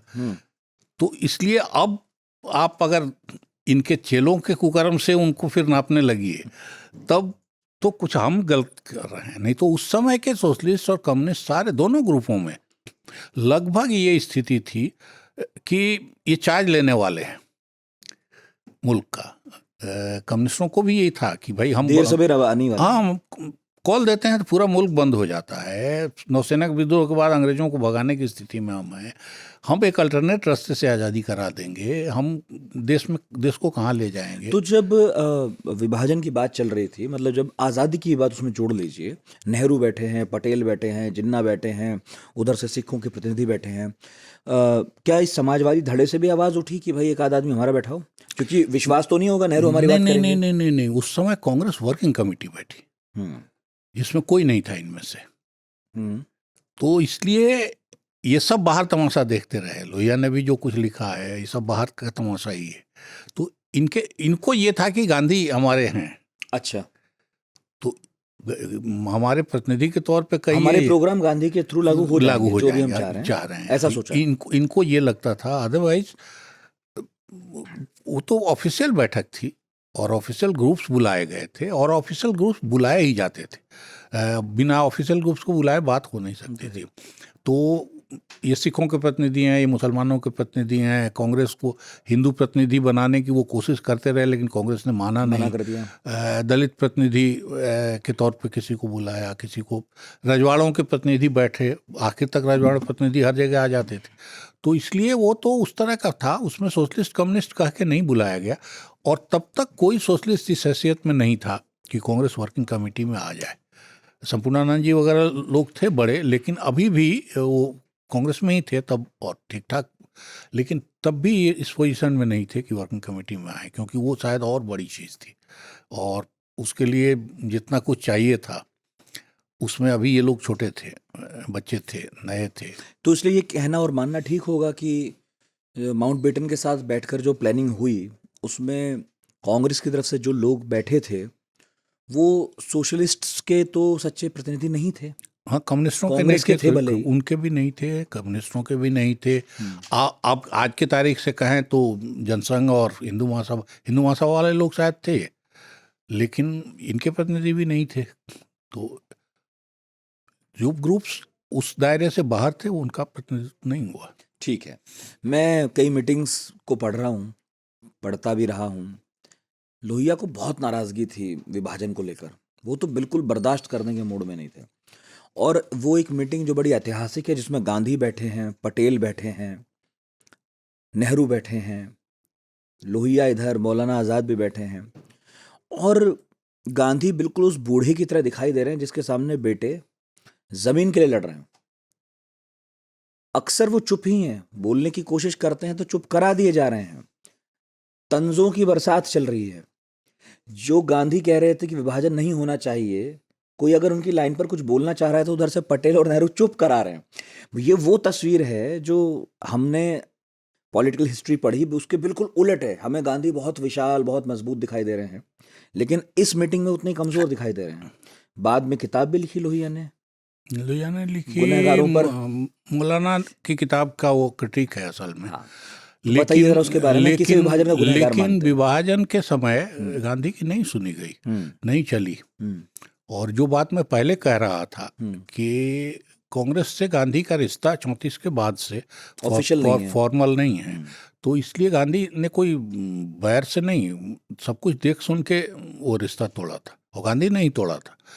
तो उसके बाद चली नहीं है। और विभाजन के सवाल पे गांधी क्या क्या बोलते रहे, क्या क्या करते रहे, वो सब चीज़ें रिकॉर्ड में हैं। और हमारे ये नेता भी और मैं मानता हूँ कि इस मामले में एफर्ट इन सब ने किया कि अवॉइड करें, ज़्यादा से ज़्यादा हिस्सा हिंदुस्तान में आए, ये सब अपनी जगह है। लेकिन विभाजन सत्ता के सवाल पे कंप्रोमाइज, बल्कि उस दौर की चीज़ें तो और भी, अब वो सब हमारे राष्ट्रीय नेता हैं, बहुत ज़्यादा उनकी कहानी निकालने का कोई मतलब नहीं तो अंग्रेज़ अफसरों से या भारत सरकार में जो अफसर हैं उनसे दोस्ती के लिए हमारे कांग्रेसी मंत्रियों में किस किस्म की होड़ रही, किस तरह का। बल्कि ये जो सवाल सब उठे हैं कि फला मंत्रालय तुम ले लो और छोड़ो नहीं, विभाजन में एक ये भी इशू बना है, शायद ये सवाल ज़्यादा उठता नहीं कि होम मिनिस्टर, माने प्रधानमंत्री का पद छोड़ दीजिए। अच्छा। उसके बाद ये भी था कि होम मिनिस्टर कौन होंगे, और होम मिनिस्टर में भी तैयार थे जिन्ना। और फाइनल ये हुआ कि होम मिनिस्ट्री पटेल ने नहीं छोड़ी तो फाइनेंस देना पड़ा, और लियाकत ने ऐसी हालत कर दी इन लोगों की कि ये पैसा रिलीज नहीं करते थे। एक प्यून का अपॉइंटमेंट इनके मर्जी से नहीं हुआ। और उसने क्या क्या शरारतें की, इवन दंगों में, बंटवारे में, राशन के लिए, उसके लिए। तो इस तरह की चीज़ें हुई हैं। अब उन सब के बारे में बहुत जख्म को देने का कोई मतलब नहीं है, लेकिन गांधी की चली नहीं। हाँ। गांधी की चली फिर जब विभाजन हो गया है, दंगे हो गए, और इन सब को अपनी औकात समझ में आ गई कि तुम रोक नहीं सकते हो। नहीं, फौज तुम्हारे पास है, सरकारी खजाना तुम्हारे पास है, सारी, इसके बावजूद तुम्हारे बस में बहुत कुछ है नहीं। और उस आदमी ने अकेले जहाँ गया, वो जैसे आग पे पानी डालना, या माउंटबेटन ने तो कहा भी था हाँ, कि एक आदमी की सेना है गांधी, तो नहीं, और यही सब जगह बुलाते रहे। नहीं, पर आज गांधी की बात नहीं, लोहिया की, किसे गुनहगार मानते थे? क्योंकि वो तो साफ बोलते थे, तो थोड़ा बताइए उसके बारे में। उस समय इनको भी मानते थे, माने जिन्ना को भी मानते थे, अपने नेताओं को भी मानते थे। और मौलाना ने काफ़ी चीज़ें ऐसी लिखी हैं जो अब तो राजमोहन गांधी ने अब तो जो किताब लिखी वो नाम ही दिया इंडिया विंस एरर। और उनका मानना है कि मौलाना से ऐसी गलती हो ही नहीं सकती थी। जिस किस्म के आदमी मौलाना थे वो इतनी गलत चीज़ें नहीं लिख सकते थे। और हम सब जानते हैं कि मौलाना अंग्रेजी लिखते नहीं थे, तो ये लिखवाया किसी और से है। तो जिस किसी ने लिखा उसने गलतियां की है, क्योंकि इतनी गलतियां हैं उसमें। तो राजमोहन का तो ये कंक्लूजन है। लेकिन लोहिया ने जब ये पढ़ा तो उस पर उनका गुस्सा कुछ और भी फूटा, और उस गुस्से का सबसे ज़्यादा शिकार मौलाना ही हुए। और उनका मानना है कि मौलाना उस मीटिंग में बैठ के सिगरेट पीते रहे और ऊँघते रहे। हाँ। और वहाँ कुछ नहीं कहा कि जब सब बातें निकल गई, कृपलानी ऊँघते रहे, हाँ, मौलाना सिगरेट फूंकते रहे 2 दिन, पर कोई बोल कुछ नहीं रहा। कृपलानी ने भी अपना पक्ष लिखा है, काफ़ी डिटेल अपनी आत्मकथा में। हाँ, सबके अपने वर्जन है फिर।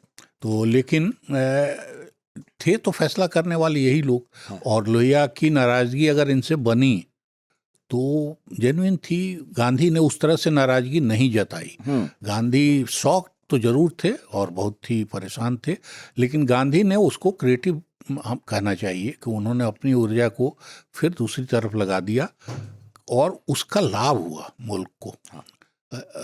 मैं तो कई चीज़ें देख कर, हजारों लड़कियों को छुड़ाया गया, इस पार के और उस पार के लड़कियों को, और फिर उनके पुनर्वास का काम हुआ। किस किस लेवल पे काम हुआ है, सिर्फ दंगा रोकना और यही नहीं हुआ है, काफ़ी सारी चीज़ें हुई। और गांधी उसके बाद जहाँ जहाँ गए और जहाँ संकट हुआ वहाँ लोगों ने बुलाया, और बड़ी आश्चर्यजनक ढंग से चीज़ें दिखती हैं।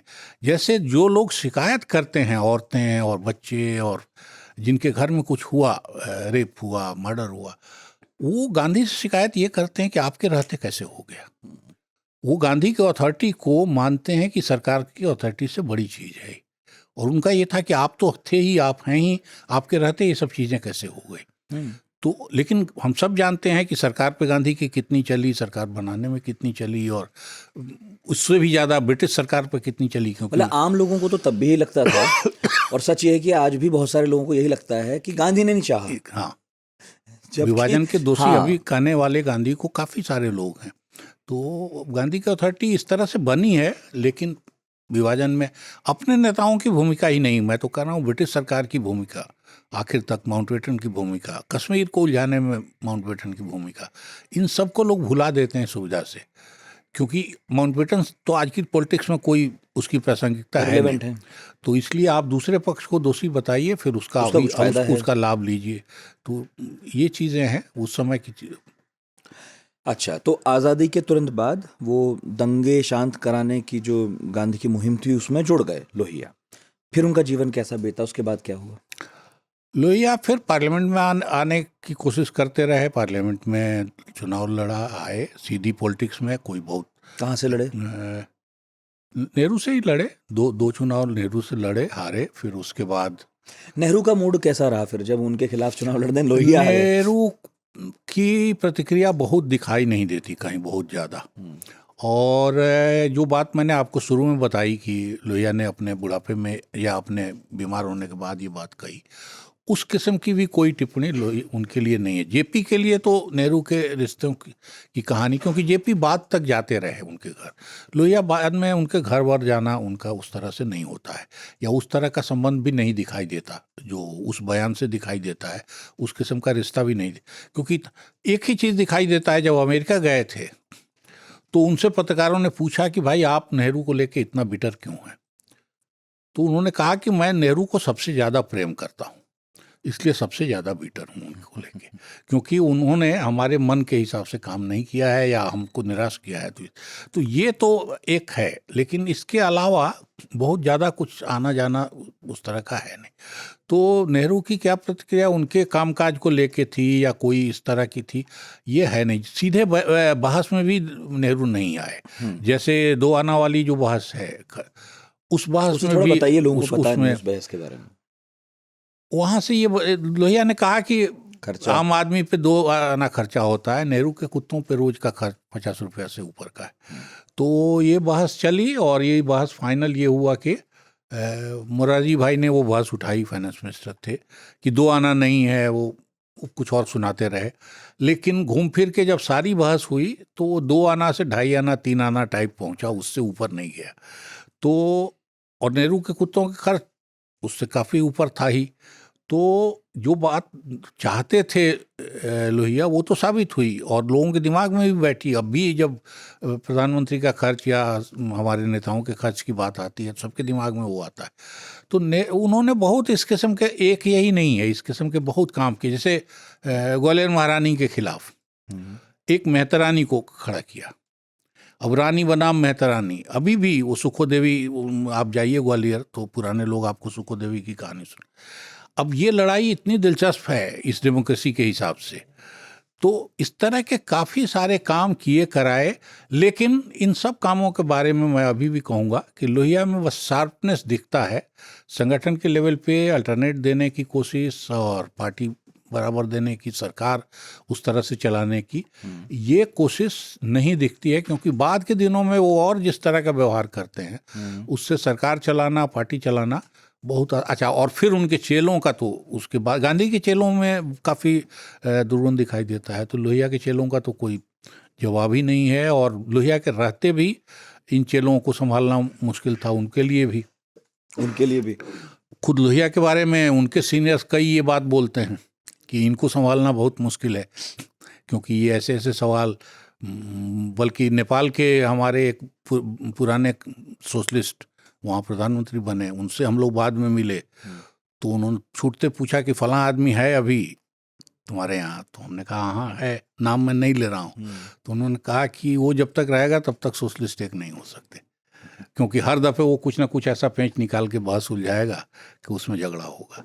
तो मुझे लगा कि वो शायद बहुत मर्म की बात कह रहे हैं। तो इस किस्म के लोग थे और इतनी बारीक चीज़ें चली।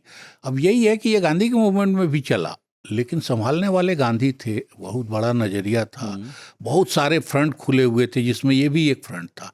समाजवाद में, लोहिया के समाजवादियों में यही फ्रंट ऊपर हो गया और इसने फिर मूवमेंट को भी नुकसान किया। मैंने बाकी मुल्क में तो कई किस्म के, लोहिया बोलते भी थे कि हम जिंजर ग्रुप के तौर पे काम करेंगे, मिर्च गुट उसको वो कहते थे कि हम, जैसे वो स्वाद बदलने का तीखापन वाला कि हम वही प्रेशर बनाने वाला। हाँ, भाई तो पार्लियामेंट में होना ही चाहिए। वो उन्होंने तय कर लिया कि नेहरू को साफ रास्ता तो नहीं देंगे। नहीं हुआ भी। अब आप देखिए 6-7 लोग थे। हाँ। शुरू में 2 लोग जीत के आए, फिर बाई इलेक्शन से आए और उन्होंने नो कॉन्फिडेंस मोशन दिया। हाँ, पहला और उस मोशन से सरकार बहस करने आई और उस पे बहस हुई, जीते हारे अलग है, लेकिन उन क्लॉज का इस्तेमाल करके सरकार जवाब देने तक आए। ये सब कोशिश की। बहस किस तरह से, स्टेट्समैन में कार्टूनिस्ट ने कार्टून बनाया, bull in the China shop. जैसे लोहिया आए पार्लियामेंट में तो वो कार्टून बना कि बुल इन चाइना शॉप। अच्छा। और सचमुच लोहिया ने उसी तरह का किया कि इतना कुछ वहाँ बदल दिया। हिंदी में बहस, संसद में बहस होती थी दोनों की, नेहरू और लोहिया की। नहीं, लोहिया आए नहीं, नेहरू कभी किसी बहस में सीधा बड़े इससे आए नहीं। हिंदी में बहस वहाँ हो, सवाल उठाए जाएं अलग अलग किस्म के, और एक दो थोड़ी सवाल हैं। अच्छा, उस दौर के लोग भी, किशन पटनायक थे उस पार्लियामेंट में, मधु जी आ गए फिर, तो इन सब ने मिल, अच्छा इतनी तैयारी से ये लोग जाते थे कि सरकार को घेर के, मैंने तिब्बत पे, चाइना पे सरकार, मैंने नेहरू की चमक सारी निकालना चाइना से ही हुआ और इसी ग्रुप ने किया। क्या कहा था इन्होंने? नहीं, वो जैसे नेहरू ने बयान दिया कि वो क्या उगता था वहाँ लद्दाख में, वो 2 दूब की पत्ती, तो लोहिया ने कहा तुम्हारे सिर पे तो वो भी नहीं है, क्योंकि हाँ, तो ये बात कही तो लोहिया ने कही, पार्लियामेंट में कही। तो इस तरह की बात, तो निजी हमले नहीं करते थे ज्यादा? इंदिरा को चमेली कह दिया? नहीं, मेरे ख्याल ये चमेली कहना, क्योंकि मेरा मानना है कि वो स्वेतलाना वाला मामला, स्टालिन की बेटी जब हिंदुस्तान आई थी, ठीक है, वो तो उस प्रसंग में उन्होंने, नहीं, वो पता नहीं कैसे ये चल गया। हाँ। लोहिया किसी औरत के बारे में मेरा अपना मानना है कि कभी हल्की बात नहीं कर सकते थे। और श्वेतलाना के लिए भी जो उन्होंने कहा, उन्होंने कहा था चंपा चमेली, हमारे चमेली चंपा के साथ वो अलग है, चंपा चमेली अलग सेंस में कहा, हमारे यहाँ चंपा चमेली का मतलब लोग अलग लगाते हैं। लोहिया ने श्वेतलाना के मामले में जो कहा वो बहुत बड़ी चीज है कि जिन्हें नहीं पता थोड़ा प्रसंग बता दीजिए। एक श्वेतलाना स्टालिन की बेटी थी और यहाँ हमारे एक लीडर से उन्होंने शादी की और फिर वो उसके बाद भाग के वहाँ बहुत तरह की के खिलाफ माहौल बना, तो वही बहुत सारी बंदिशें लगाई गई उस पर, तो वो भाग के फिर यहाँ आ गई। तो यहाँ उसने असैलम मांगा और यहाँ की सरकार डर के मारे दे नहीं रही थी, क्योंकि तब सोवियत संघ की ताकत तो बहुत ही ज़्यादा थी। लोहिया ने उनकी वकालत की कि उनको रहना चाहिए, और उसमें जो उन्होंने तर्क दिया, लोहिया कई तरह की सरकार बनाने की बात करते हैं और चौखंबा राज बहुत चर्चित है कि पंचायत और जिला और राज्य और देश मिला के सरकार चले। उस समय उन्होंने कहा कि नहीं, एक 5वां चरण भी होना चाहिए, और 5वां ये होना चाहिए कि धरती माता भी एक विश्व की एक सरकार हो, कि कुछ कायदे तो इस दुनिया भर के लिए एक ही बनने चाहिए, और उसमें स्वेतलाना जैसी औरत या किसी भी जो इस तरह से जगह मांगे उसको जगह होनी चाहिए। धरती माता के अंदर किसी को जगह की कमी नहीं होनी चाहिए, तो उसको फिर इस तरह से कमज़ोर नहीं होना चाहिए। तो वो सब बहसें उन्होंने संसद में इसका मुद्दा उठाया लेकिन बचा नहीं सके, स्वेतलाना फाइनली अमेरिका चली गई। हाँ। अभी हम बात कर रहे थे महिलाओं की, उन्होंने शादी नहीं की? नहीं, तो वैवाहिक जीवन था ही नहीं उनका? नहीं, कई औरतों से उनके संबंध थे, कई से मैं कह रहा हूँ, 2-3 तो मैं भी जानता हूँ, और एक महिला के साथ तो वो रहे जब पार्लियामेंट में थे, तब थे, जो ऑफिशियल उनका रेजिडेंस था उसमें थे, और उनके साथ वो उस तरह से गई जैसे पत्नी जाती हैं, लेकिन शादी फॉर्मल नहीं हुई। तो एक लिव इन पार्टनरशिप थी उस जमाने में ये भी नहीं कहा टर्म जाता नहीं था, था। हाँ, लेकिन वो लोग रहे, और रमा जी बाद तक सब लोगों के, मैं खुद रमा जी के साथ काफ़ी दिन रहा। मिरांडा हाउस में पढ़ाती थी, हिस्ट्री की टीचर थी, और मुझे मानती थी काफ़ी बेटे जैसा। यहीं लाजपत नगर में रहती थी, तो मैं उनके साथ रहा काफ़ी दिन। तो रमा जी थी, और भी दो, बल्कि सबसे पहली उनकी दोस्ती तो पूर्णिमा बनर्जी नामक एक महिला से थी, इलाहाबाद की। पूर्णिमा बनर्जी बाद में पार्लियामेंट, ये कॉन्स्टिट्यूएंट असेंबली की मेंबर हुई, अरुणा आसफ अली की बहन थी। अच्छा। और पूर्णिमा जी भी बहुत शार्प थी, बहुत बड़ी सुंदर थी उनकी। तो मैंने जब पहली दफ़ा उनकी तस्वीर देखी तो मैं सचमुच उस तस्वीर पे लट्टू था। तीन मूर्ति में वो लगी है तस्वीर, बहुत सुंदर है।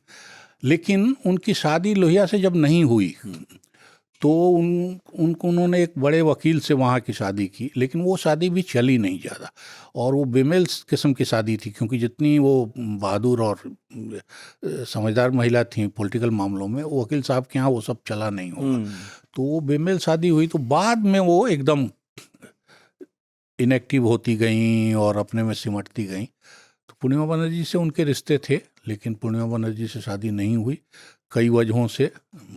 कई लोगों का मानना है कि इलाहाबाद के 1-2 नेताओं ने स्पॉइलर का काम उसमें किया, हो सकता है इसमें कोई, तो वो वजह थी। लेकिन लोहिया के औरतों से रिश्ते थे, और लोहिया स्त्री पुरुष संबंधों में पूरी आज़ादी के पक्षधर थे, और वो बात हम आज तक भी सारे फेमिनिस्ट मूवमेंट और इसमें नहीं देखते। उनका मानना था कि वायदा खिलाफी और रेप, इनको छोड़ के औरत मर्द के सारे संबंध जायज़ हैं। तो औरतों के बारे में ये नज़रिया, या उस ज़माने में भी धुआं रहित चूल्हा और घर में शौचालय, इसकी वकालत उन्होंने ज़बरदस्त की। अपने पार्टी वर्करों के यहाँ जाते हुए उनके लोग देखते थे कि तुम्हारे यहाँ टॉयलेट है कि नहीं है, अगर नहीं है तो औरतें कहाँ जाती हैं, कि तुम औरतों के लिए। आज हम शौचालय और इसका इतना महत्व देख रहे हैं, लेकिन ये दोनों सवाल उन्होंने उस समय, बल्कि साइंटिस्टों की मीटिंग में उनको बोलने में झिझक नहीं होती थी कि तुम ऐसा साइंस कुछ भी नहीं बना पाए हो कि औरत को चूल्हा नहीं फूंकना पड़े। शौच के लिए औरतें बाहर, अभी भी औरतों की छेड़छाड़ के लिए इतनी चीज़ें आती हैं, लेकिन शौच के लिए वो बाहर जाती हैं। ये हमारा शहरी फेमिनिस्ट ग्रुप है, उसको ये सोचता ही नहीं कि देहात में औरत जब बाहर जाती है, ज़्यादातर छेड़छाड़ और परेशानी का समय वो होता है जब वो घर से बाहर निकल के शौच के लिए जाती है। शौच के लिए रात में जाए, अंधेरे में जाए, रोशनी ना हो, 50 तरह की तकलीफ लगी। तो लोहिया ने इसको समझा, और मुझे लगता है कोई फेमिनिस्ट मूवमेंट उस समय ये बातें नहीं कहता। इससे भी ज़्यादा द्रौपदी की जो व्याख्या उन्होंने दी, उन्होंने वो इतनी क्रांतिकारी व्याख्या है कि अभी भी फेमिनिस्ट मूवमेंट में उस तरह की बातें नहीं आ सकती। प्रकाश डालिए थोड़ा, सब पढ़ते नहीं ना, इसलिए पॉडकास्ट। वो तरह के कई तरह की चीज़ें आती हैं, तो उसमें द्रौपदी का भी नाम आया। तो उनका मानना था कि द्रौपदी का क्या, अच्छा आप तो, मैं द्रौपदी की चीज़ें पढ़ता हूँ, मुझे लगता है कि लोहिया से भी आगे की चीज़ें आने लगी हैं और आनी चाहिए। जैसे अभी सोनल मानसिंह ने कहा कि भाई कृष्ण ने महाभारत में सारी कहानी सुनाई अर्जुन को कि दुनिया क्या है और ज्ञान दिया, कृष्ण को कहाँ से ज्ञान मिला? कृष्ण को ज्ञान द्रौपदी ने दिया। अब आप ये सोचिए कि कोई ऐसी महिला हो जो कृष्ण को ये ज्ञान दे सके, तो उसके ज्ञान और उसके व्यवहार और आचरण ही देखिए, 5 पतियों के साथ निभाना, और वो भी एक वायदे के तहत, फिर उसकी पीड़ा भी देखिए आप, कितना कष्ट उसने झेला। तो लोहिया के लिए द्रौपदी का कैरेक्टर बहुत ही आकर्षक है, और शायद हिंदुस्तानी औरतों के बीच द्रौपदी का कैरेक्टर वो बहुत ऊंचा मानते हैं। तो ये तब की व्याख्या में नहीं है, तब की साधारण व्याख्या यही है कि 5 पतियों वाली। तो लेकिन तो ये सब चीज़ें लोहिया के अंदर हैं जो अद्भुत ढंग से हिंदुस्तानी संस्कृति, सभ्यता, इसकी समझदारी का, और फिर दुनिया को दूसरी तरफ नहीं, सब ज्ञान उधर से ही है, सब अच्छाई उधर से ही हो, ऐसा नहीं देखने। कलर का देखिए, चमड़ी के रंग को लेके, गोरी चमड़ी काली चमड़ी, इसके बारे में जो बात वो कहते हैं, वो अभी भी आपको, अभी एड एजेंसी में हमारे क्या कहते थे? नहीं, ये माने इसको भी वो गुलामी उसी पोस्ट मॉडर्निज्म के हिसाब से देखते हैं। उनको लगता है कि काले चमड़ी को लेके अब जो हमारे दिमाग में भ्रांतियाँ बनी हैं वो इस गुलामी से बनी है। अभी भी हमारी वो भतीजी सुना रही थी कहानी, हमने कहा कि उसी यूरोप में, उसी अमेरिका में अभी भी सोने के लिए जो ऐड बनते हैं उसकी मॉडलिंग कौन करता है? ब्लैक औरत ही करती, क्योंकि चमड़ी का रंग वही सुंदर हो। और अब तो यूरोप अमेरिका ब्लैक्स को लेके काफ़ी हमसे आगे हो गए।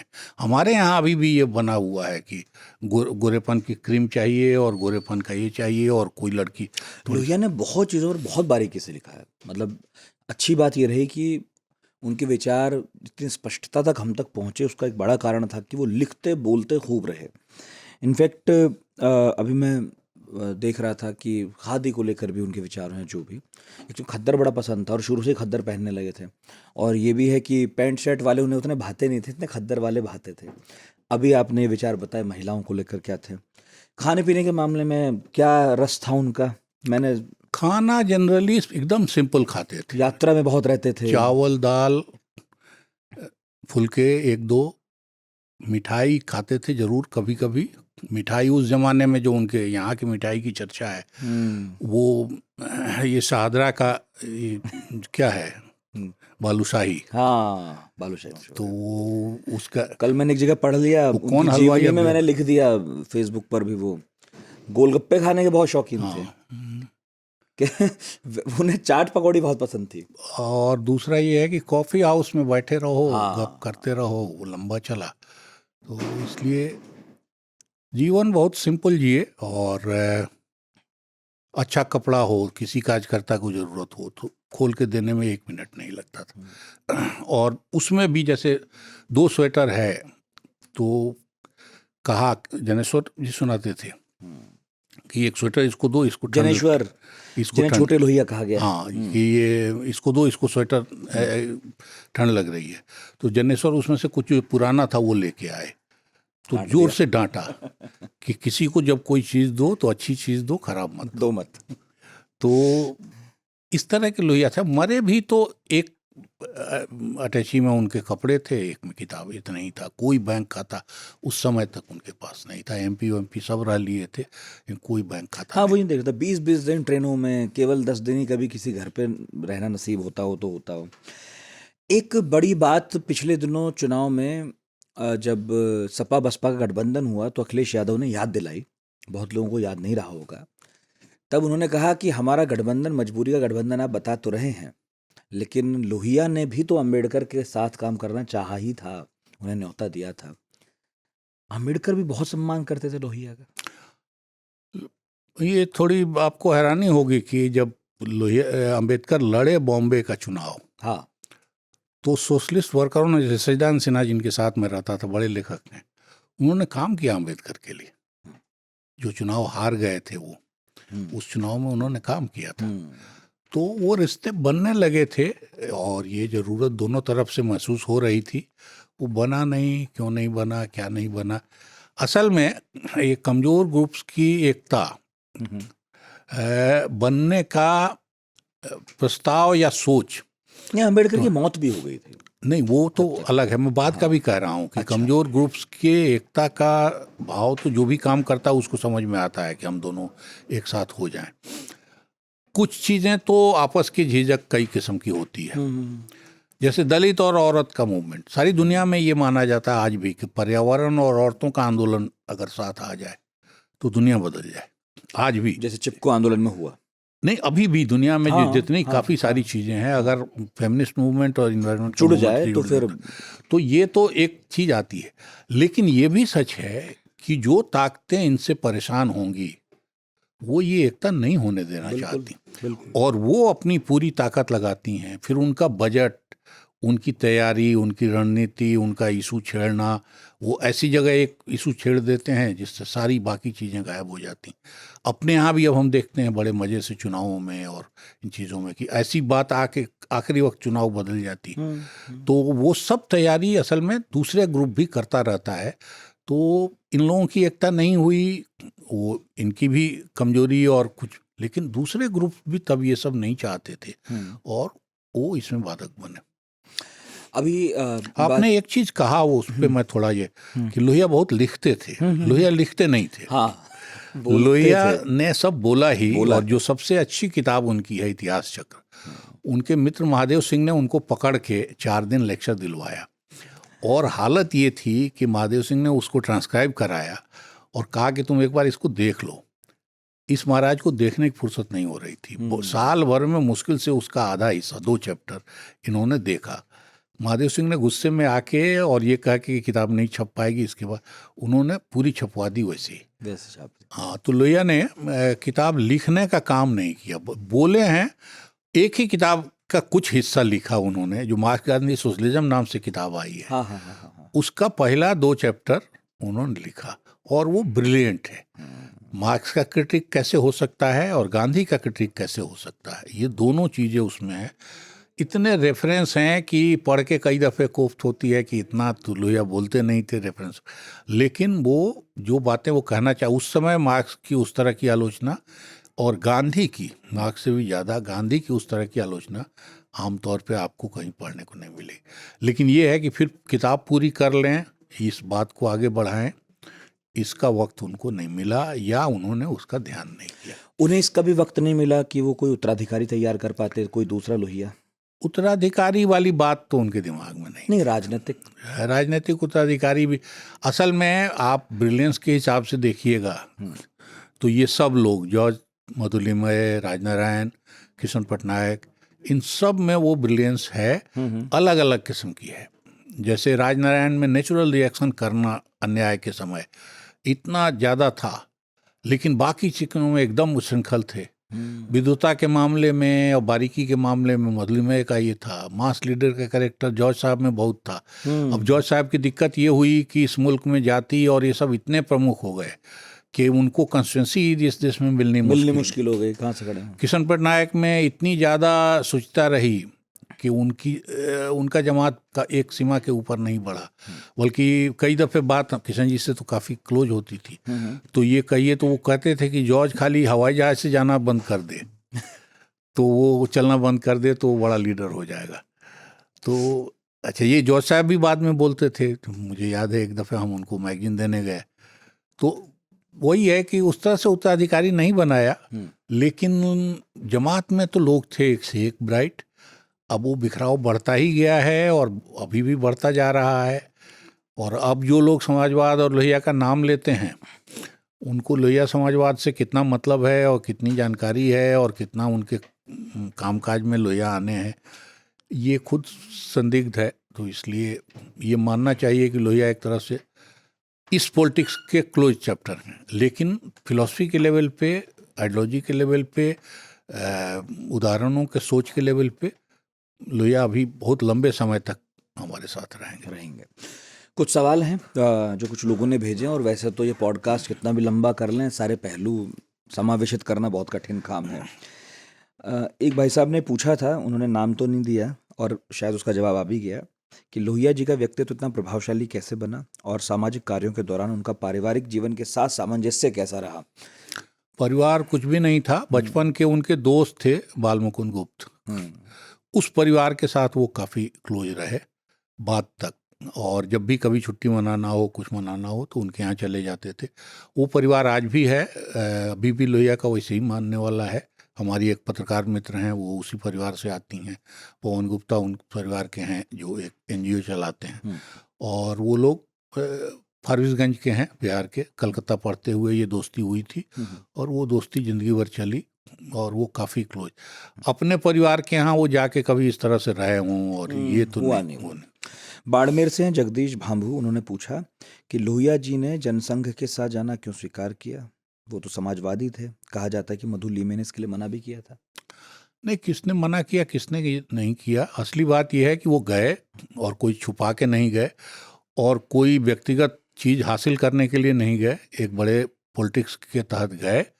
वो पॉलिटिक्स आज भी अलग अलग फॉर्म में सबको दिखाई देती है। उसका सहारा जब मोदी से लड़ना हो तब दिखाई देता है, जब कांग्रेस से लड़ना हो तब सबको उसकी ज़रूरत लगती है, या बीजेपी और पीडीपी के साथ चली हाँ, जाए तो इसलिए वो हर जगह कुछ भी हो जाता है। और उससे भी ज़्यादा बड़ी बात ये है सपा बसपा कि सब। लोहिया ने जब वो किया, वो आज से 50-60 साल पहले है। और अगर किसी को भी समाजवाद और सेकुलरिज्म की इतनी चिंता है तो वो खुद भी देखे कि इन 50-60 सालों में उसने या उसके प्रिय नेता ने दूसरे ने क्या किया है।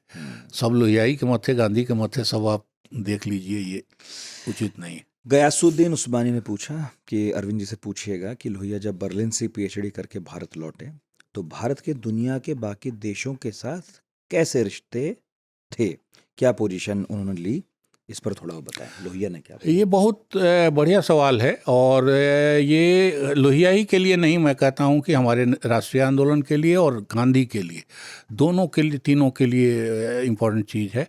दुनिया भर में कॉलोनिज्म के खिलाफ, अन्याय के खिलाफ जो भी आंदोलन चले उसका लोहिया ने समर्थन किया, कांग्रेस ने समर्थन किया, गांधी ने समर्थन किया। और गांधी के बारे में ये भ्रम जो बना हुआ है कि अहिंसा को वो दुनिया के बहुत भारी चीज़ मानते थे, गांधी ने दुनिया के अन्याय विरोधी किसी आंदोलन को समर्थन देते हुए इस बात की परवाह नहीं की कि वो हिंसक है कि अहिंसक है। उनके लिए अन्याय का विरोध सबसे ऊपर था, लोहिया के लिए भी वो ऊपर था।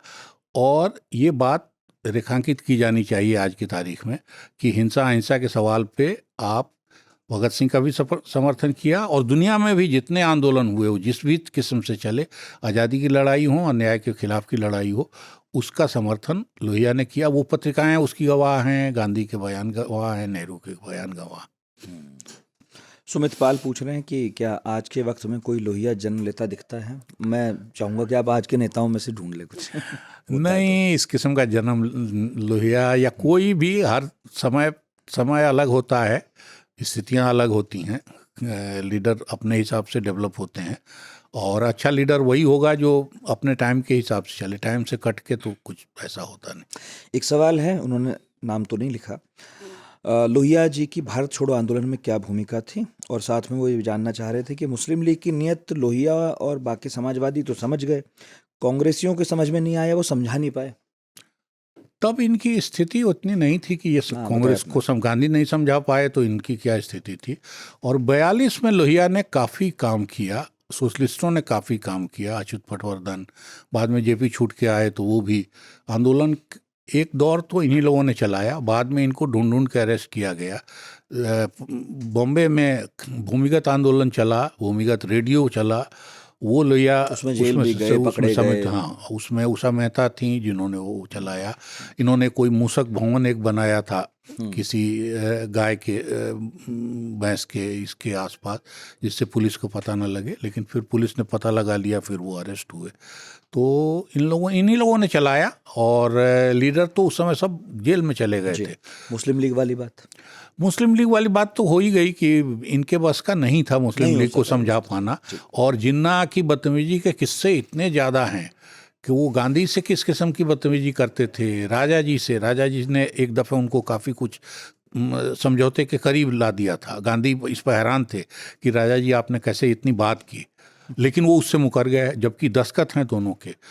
भोपाल के नवाब ने दस्तखत करा दिया था, लेकिन वो दस्तखत में इनकी कॉपी पर दोनों के दस्तखत थे, एक कॉपी पर एक ही के दस्तखत है।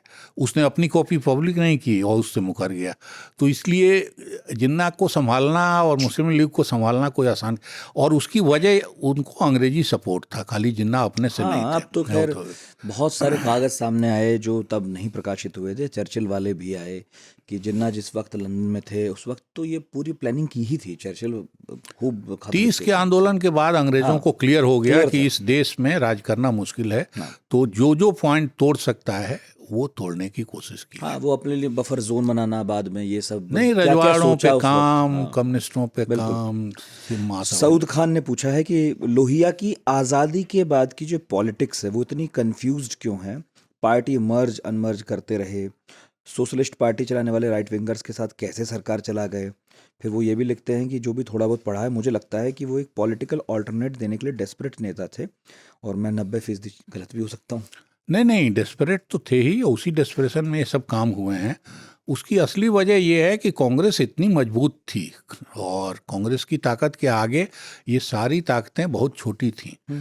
तो इसलिए कांग्रेस मसल देना जो कहते हैं लिटरली, जो भी विपक्ष में आया उसको, तब के पार्लियामेंट के बनावट देखिए तो वोट परसेंट और सीटों का हिसाब देखिए, ये तो नेहरू के बाद तक चला है। वो लेट 60s से जाके चीज़ें बदलनी शुरू हुई हैं और बदलने की ज़मीन तैयार करने वालों में लोहिया सबसे आगे है। लेकिन ये तो आप मानेंगे कि हाँ, मतलब वो ऑल्टरनेट देना चाहते थे, लेकिन मे बी उनका स्वभाव था कि भाई समझौता नहीं करेंगे या कुछ भी, उस वजह से वो एक कोई बड़ा प्लेटफॉर्म कभी बना नहीं सके। पार्टी मर्ज अनमर्ज, तोड़ना जाना, ये सब तो चलता असल रहा में सतत। क्या है कि उस समय बाहर सिर्फ कम्युनिस्ट थे, ऑर्गेनाइज ग्रुप बड़े, हाँ, बिल्कुल। और गरीबों के लिए काम करना उनकी ताकत थी, मजदूरों के लिए, गरीबों के लिए। लेकिन पॉलिटिकल लाइन को लेके लोहिया उनसे इतने दूर थे कि उनसे दोस्ती का सवाल नहीं था। तो बाकी ग्रुप्स में कांग्रेस से इतर कुछ भी नहीं था, और उसको खड़ा करना, उसमें गैर कांग्रेसवाद और फलाने ढिकाने से जो भी किया, लेकिन ये जरूर किया कि 20 साल में लोहिया ने मुल्क में माहौल बदला। और गैर कांग्रेसवादी जब सरकार आई, वही हाँ, जब वो दौर आया 47 के बाद 67 तक ये स्थिति बन गई कि कांग्रेस दरकने लगी, और 9 राज्यों में मेरा ख्याल है, हाँ, है ना? वो भी नहीं, पार्लियामेंट के अंदर भी, पार्लियामेंट के अंदर भी सिनेरियो बदल दिया फाइनली, जो वो चाहते थे। प्रांजल ने एक प्रश्न पूछा और वो मैं पूछना भी चाहता था, इनफैक्ट उसका आंसर आप बहुत अच्छा देंगे।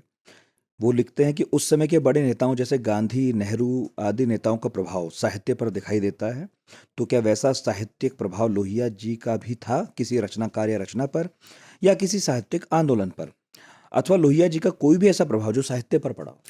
नहीं, लोहिया, इलाहाबाद से लोहिया का रिश्ता बहुत था। परिमल ग्रुप जो बना है, जिसमें भारती और सारे लोग, विजय देव नारायण शाही, ये सब परिमल चलाते रहे। परिमल ग्रुप पे चार्ज भी कम्युनिस्टों की तरफ से कई तरह के लगे हैं, लेकिन उस आंदोलन पे फिर विजय देव नारायण शाही से लेके रघुवीर सहाय, इन सब लोगों पे, गिरधर राठी, प्रयाग शुक्ल, ये सारी जमात जो है वो लोहियावादी है। हुसैन पे बहुत गहरा असर था। हुसैन से ही नहीं, काफ़ी सारे पेंटरों से उनकी दोस्ती थी, काफ़ी सारे डांस वालों से दोस्ती थी। तो कला, संस्कृति, साहित्य, हाँ सर, कविता की छाप है, और भी बहुत जगह है। तो लोहिया मेरा का, ख्याल एक जगह पढ़ रहा था, फणीश्वरनाथ रेणु के साहित्य में भी वो भी नहीं है। पत्रिकाएं उस समय की, कल्पना पत्रिका जो निकली उनके लोहिया वाली जमात से, बद्री विशाल पित्ती उनके दोस्त थे। आज भी कल्पना से बढ़िया कोई साहित्यिक पत्रिका और सांस्कृतिक पत्रिका लोग मानते हैं कि नहीं निकली है। दिनमान उसकी नकल था, और एक लेवल पे उसका बी ग्रुप ही माना जाता था। तो इस तरह के काम लोहिया के अपनी पत्रिकाओं में काफ़ी कुछ ऐसा छपा है। और लोहिया भी बगैर पत्रिका, गांधी की तरह लोहिया भी बगैर पत्रिका के कभी नहीं रहे। लेकिन लोहिया की पत्रिकाओं में गांधी से इतर ये भी हुआ कि आपस की लड़ाई जब शुरू हुई, टूट फूट, तो वो सब भी उसमें रिफ्लेक्ट होता है, जो गांधी में नहीं था। नहीं, गांधी जी भी जवाब तो वहाँ देते थे अपने पत्रिकाओं में जवाब लिखते थे और छापते भी थे दूसरों को। इनफैक्ट लोहिया के साथ कई प्रसंग मुझे याद ऐसा हुआ भी है कि उनको जवाब अपनी पत्रिकाओं में दिए हैं गांधी अपनी आलोचना के। तरुण पूछते हैं, राम मनोहर लोहिया और जयप्रकाश नारायण दोनों के समाजवादी नजरिए में क्या कोई वैचारिक या हितकर मनमुटाव था? एक्टिव पॉलिटिक्स में दोनों की तुलना, एक दूसरे के साथ समन्वय के बारे में विस्तार से बात कीजिएगा। और जेपी द्वारा तैयार की गई भूमि पर लोहिया ने राजनीति की, या फिर लोहिया की राजनीति ने जेपी को पुनर्जीवित करने का मौका दिया? देखिए, जेपी काफ़ी हद तक कम्युनिस्ट, मार्क्सवादी थे। हाँ, बिल्कुल। और ये बहुत बाद में बदले हैं, 74 आंदोलन के बाद जेपी गांधी के ज़्यादा क्लोज हुए हैं। अदरवाइज तो एक फ़र्क तो लोहिया जेपी में यही है कि गांधी के काफ़ी क्लोज हैं लोहिया, आइडियोलॉजी से भी। दूसरा ये भी है कि जेपी भूटान में जब गए हैं, उस समय जेपी की संगठन क्षमता बहुत ज़्यादा थी, बहुत ही बड़ी थी। और हमने 3 दफ़े देखा है कि पूरे मुल्क की लीडरशिप उन्होंने कर ली। थोड़े थोड़े समय में के लिए निकले। भूदान के समय भी, 42 के समय भी और 74 आंदोलन में भी, जबकि तीनों में आप देखेंगे तो बहुत लंबी पृष्ठभूमि नहीं दिखाई देगी। तो ये जेपी की कैपेसिटी थी, लोहिया में ये क्षमता नहीं थी। तो इन दोनों के अलग होने से नुकसान हुआ, लेकिन ये भी तय है कि जेपी बीच बीच में ये बाहर निकले, वो एक किस्म का भगोड़ापन भी है जो लोहिया में नहीं दिखता। लोहिया में वो मर्दानगी है कि आप हारे जीते जो हैं, जो आप कर रहे हैं वो करते रहिए। जेपी ने भूदान में गए हैं तो भी एक दूसरे की खिल्ली भी बल्कि ये लोग उड़ाते रहे, लेकिन तब भी ये है कि जेपी थोड़ी एक लेवल पे सुविधा की पॉलिटिक्स करते रहे। लोहिया ने वो नहीं किया। लोहिया को जो भी मिला वो उन्होंने उसका सामना किया, कमज़ोर मिले। लोहिया की हालत तो ऐसी थी कि सचमुच के जिसके यहाँ घर में गए वहाँ प्रॉपर कपड़े नहीं है ओढ़ने बिछाने के, भोजन के नहीं है, रेल भाड़ा देने का नहीं है।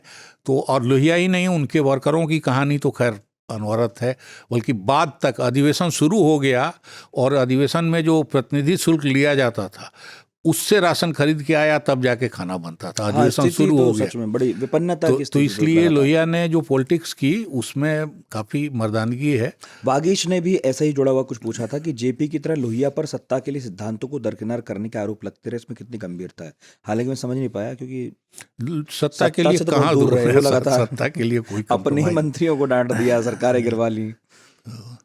लोहिया के विचारों की वजह से भारत ने क्या क्या खामियाजा भुगता, और अगर आगे भी वो विचार पुनर्जीवित किए जाएं, भारत को क्या क्या नुकसान होने की संभावना है? कुछ ऐसे भी विचार थे जो लगता है आज आपको कि अब देखिए, ये अगर आप इस नज़रिए से देखिए कि हिंदू समाज में जाति उठा के उन्होंने हिंदू समाज को अलग किया, ये नुकसान और है। ये आप कहिए कि हिंदू मुसलमान एकता करके उन्होंने कोई नुकसान करा दिया, गरीबों की बात करके उन्होंने कोई नुकसान कर दिया, समाजवाद की बात, लोकतंत्र की बात करके उन्होंने किसी का नुकसान तो हुआ ही लोकतंत्र आने से किसी का। कुछ का तो हुआ तो है। इसलिए अगर नहीं, इस फिर भी नजरिए कुछ आलोचना आप उनकी तरफ से जोड़ना चाहें, क्योंकि आपने इतना पढ़ा। नहीं, इतना बस एक ही है कि शायद थोड़ा संयत ढंग से और काम करते तो संगठन बेहतर बनता, उससे बेहतर रिजल्ट।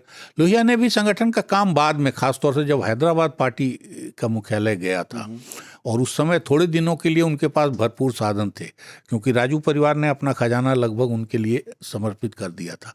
तो उस समय लग रहा था कि वो भी संगठन चला सकते हैं बढ़िया। हर हफ्ते सर्कुलर जाना, पार्टी वर्क, होल टाइमर्स को उनका स्टाइपेंड जाना, इस तरह के सब काम जो कभी सोचतीसों में नहीं हुए थे वो उस समय हुए। लेकिन फिर थोड़े दिन बाद वो भी सब गड़बड़ हुआ। तो इसलिए लोहिया शायद वो करते, कई जगह थोड़ा धीरज रखते, अपनी सरकारों की आलोचना करने वाले सवाल पे बहाने बनाने की जरूरत नहीं थी। लेकिन यही होता है कि जांच परख करिए, सामने वाले को भी मौका दीजिए। जेपी के लिए हमने देखा, जैसे हम गए एक बार जेपी से मिलने, तो हमारे एक साथी मध्य प्रदेश सरकार की काफ़ी आलोचना करते रहे, साथ बैठे, बड़ी देर सुनने के बाद, और जेपी बीमार थे, तो जेपी ने बड़ी देर कहने के बाद कहा, जेपी आप कुछ करते नहीं हैं, उन्होंने कई 2 बार कहा।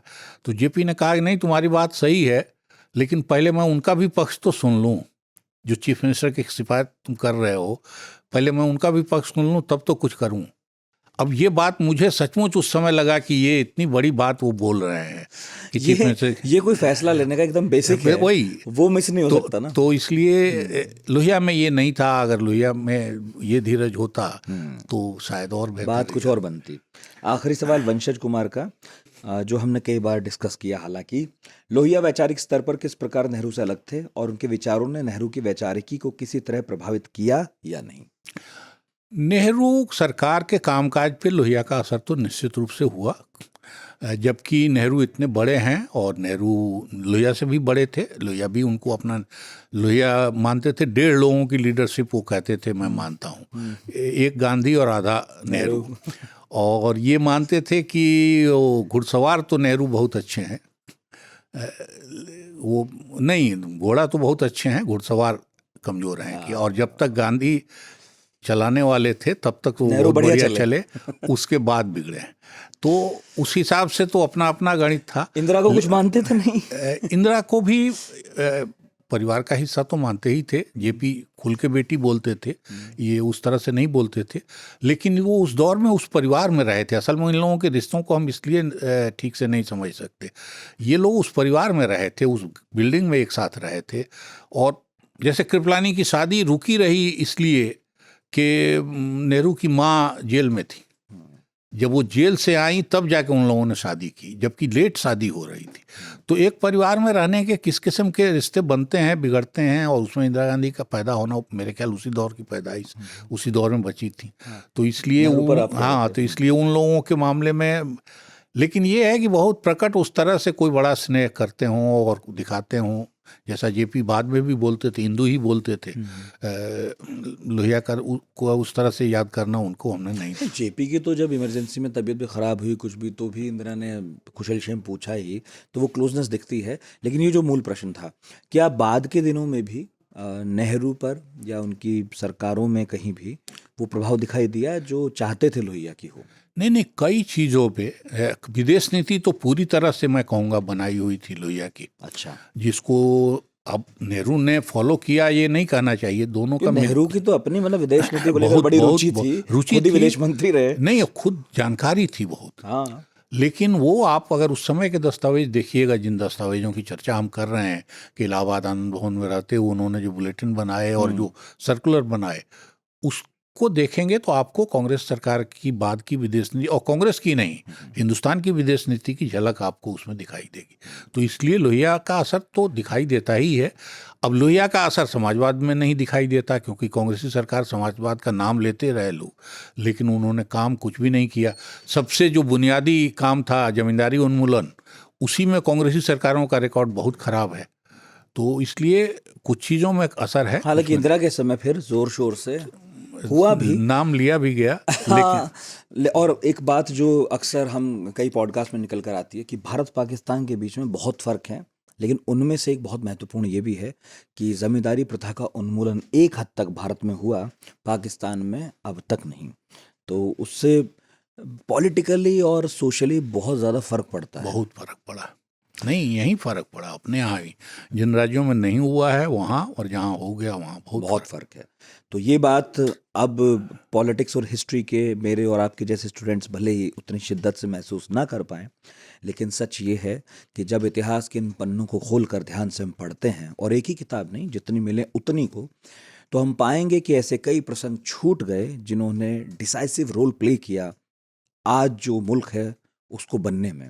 और इसलिए अरविंद मोहन जी जैसे लेखक पत्रकार ज़रूरी हैं, उनसे बात करना भी, कि वो आएँ और हमें रोशन करें, हमें बताएं कि क्या क्या छूट रहा है, क्या क्या एक बार पलट कर देखने की बहुत ज़रूरत है। बहुत बहुत शुक्रिया सर। धन्यवाद आपका। और राम मनोहर लोहिया पर एक पॉडकास्ट काफ़ी नहीं है, कई होने चाहिए, लेकिन ये एक शुरुआत है। आपने सुना देखा, इसके लिए बहुत शुक्रिया। बताइएगा radio@aajtak.com पर, और पढ़ाकू पार्टी ग्रुप पर कैसा लगा। आपने इतने सुंदर सवाल भेजे, बहुत शुक्रिया। अगले गुरुवार फिर हाजिर होंगे।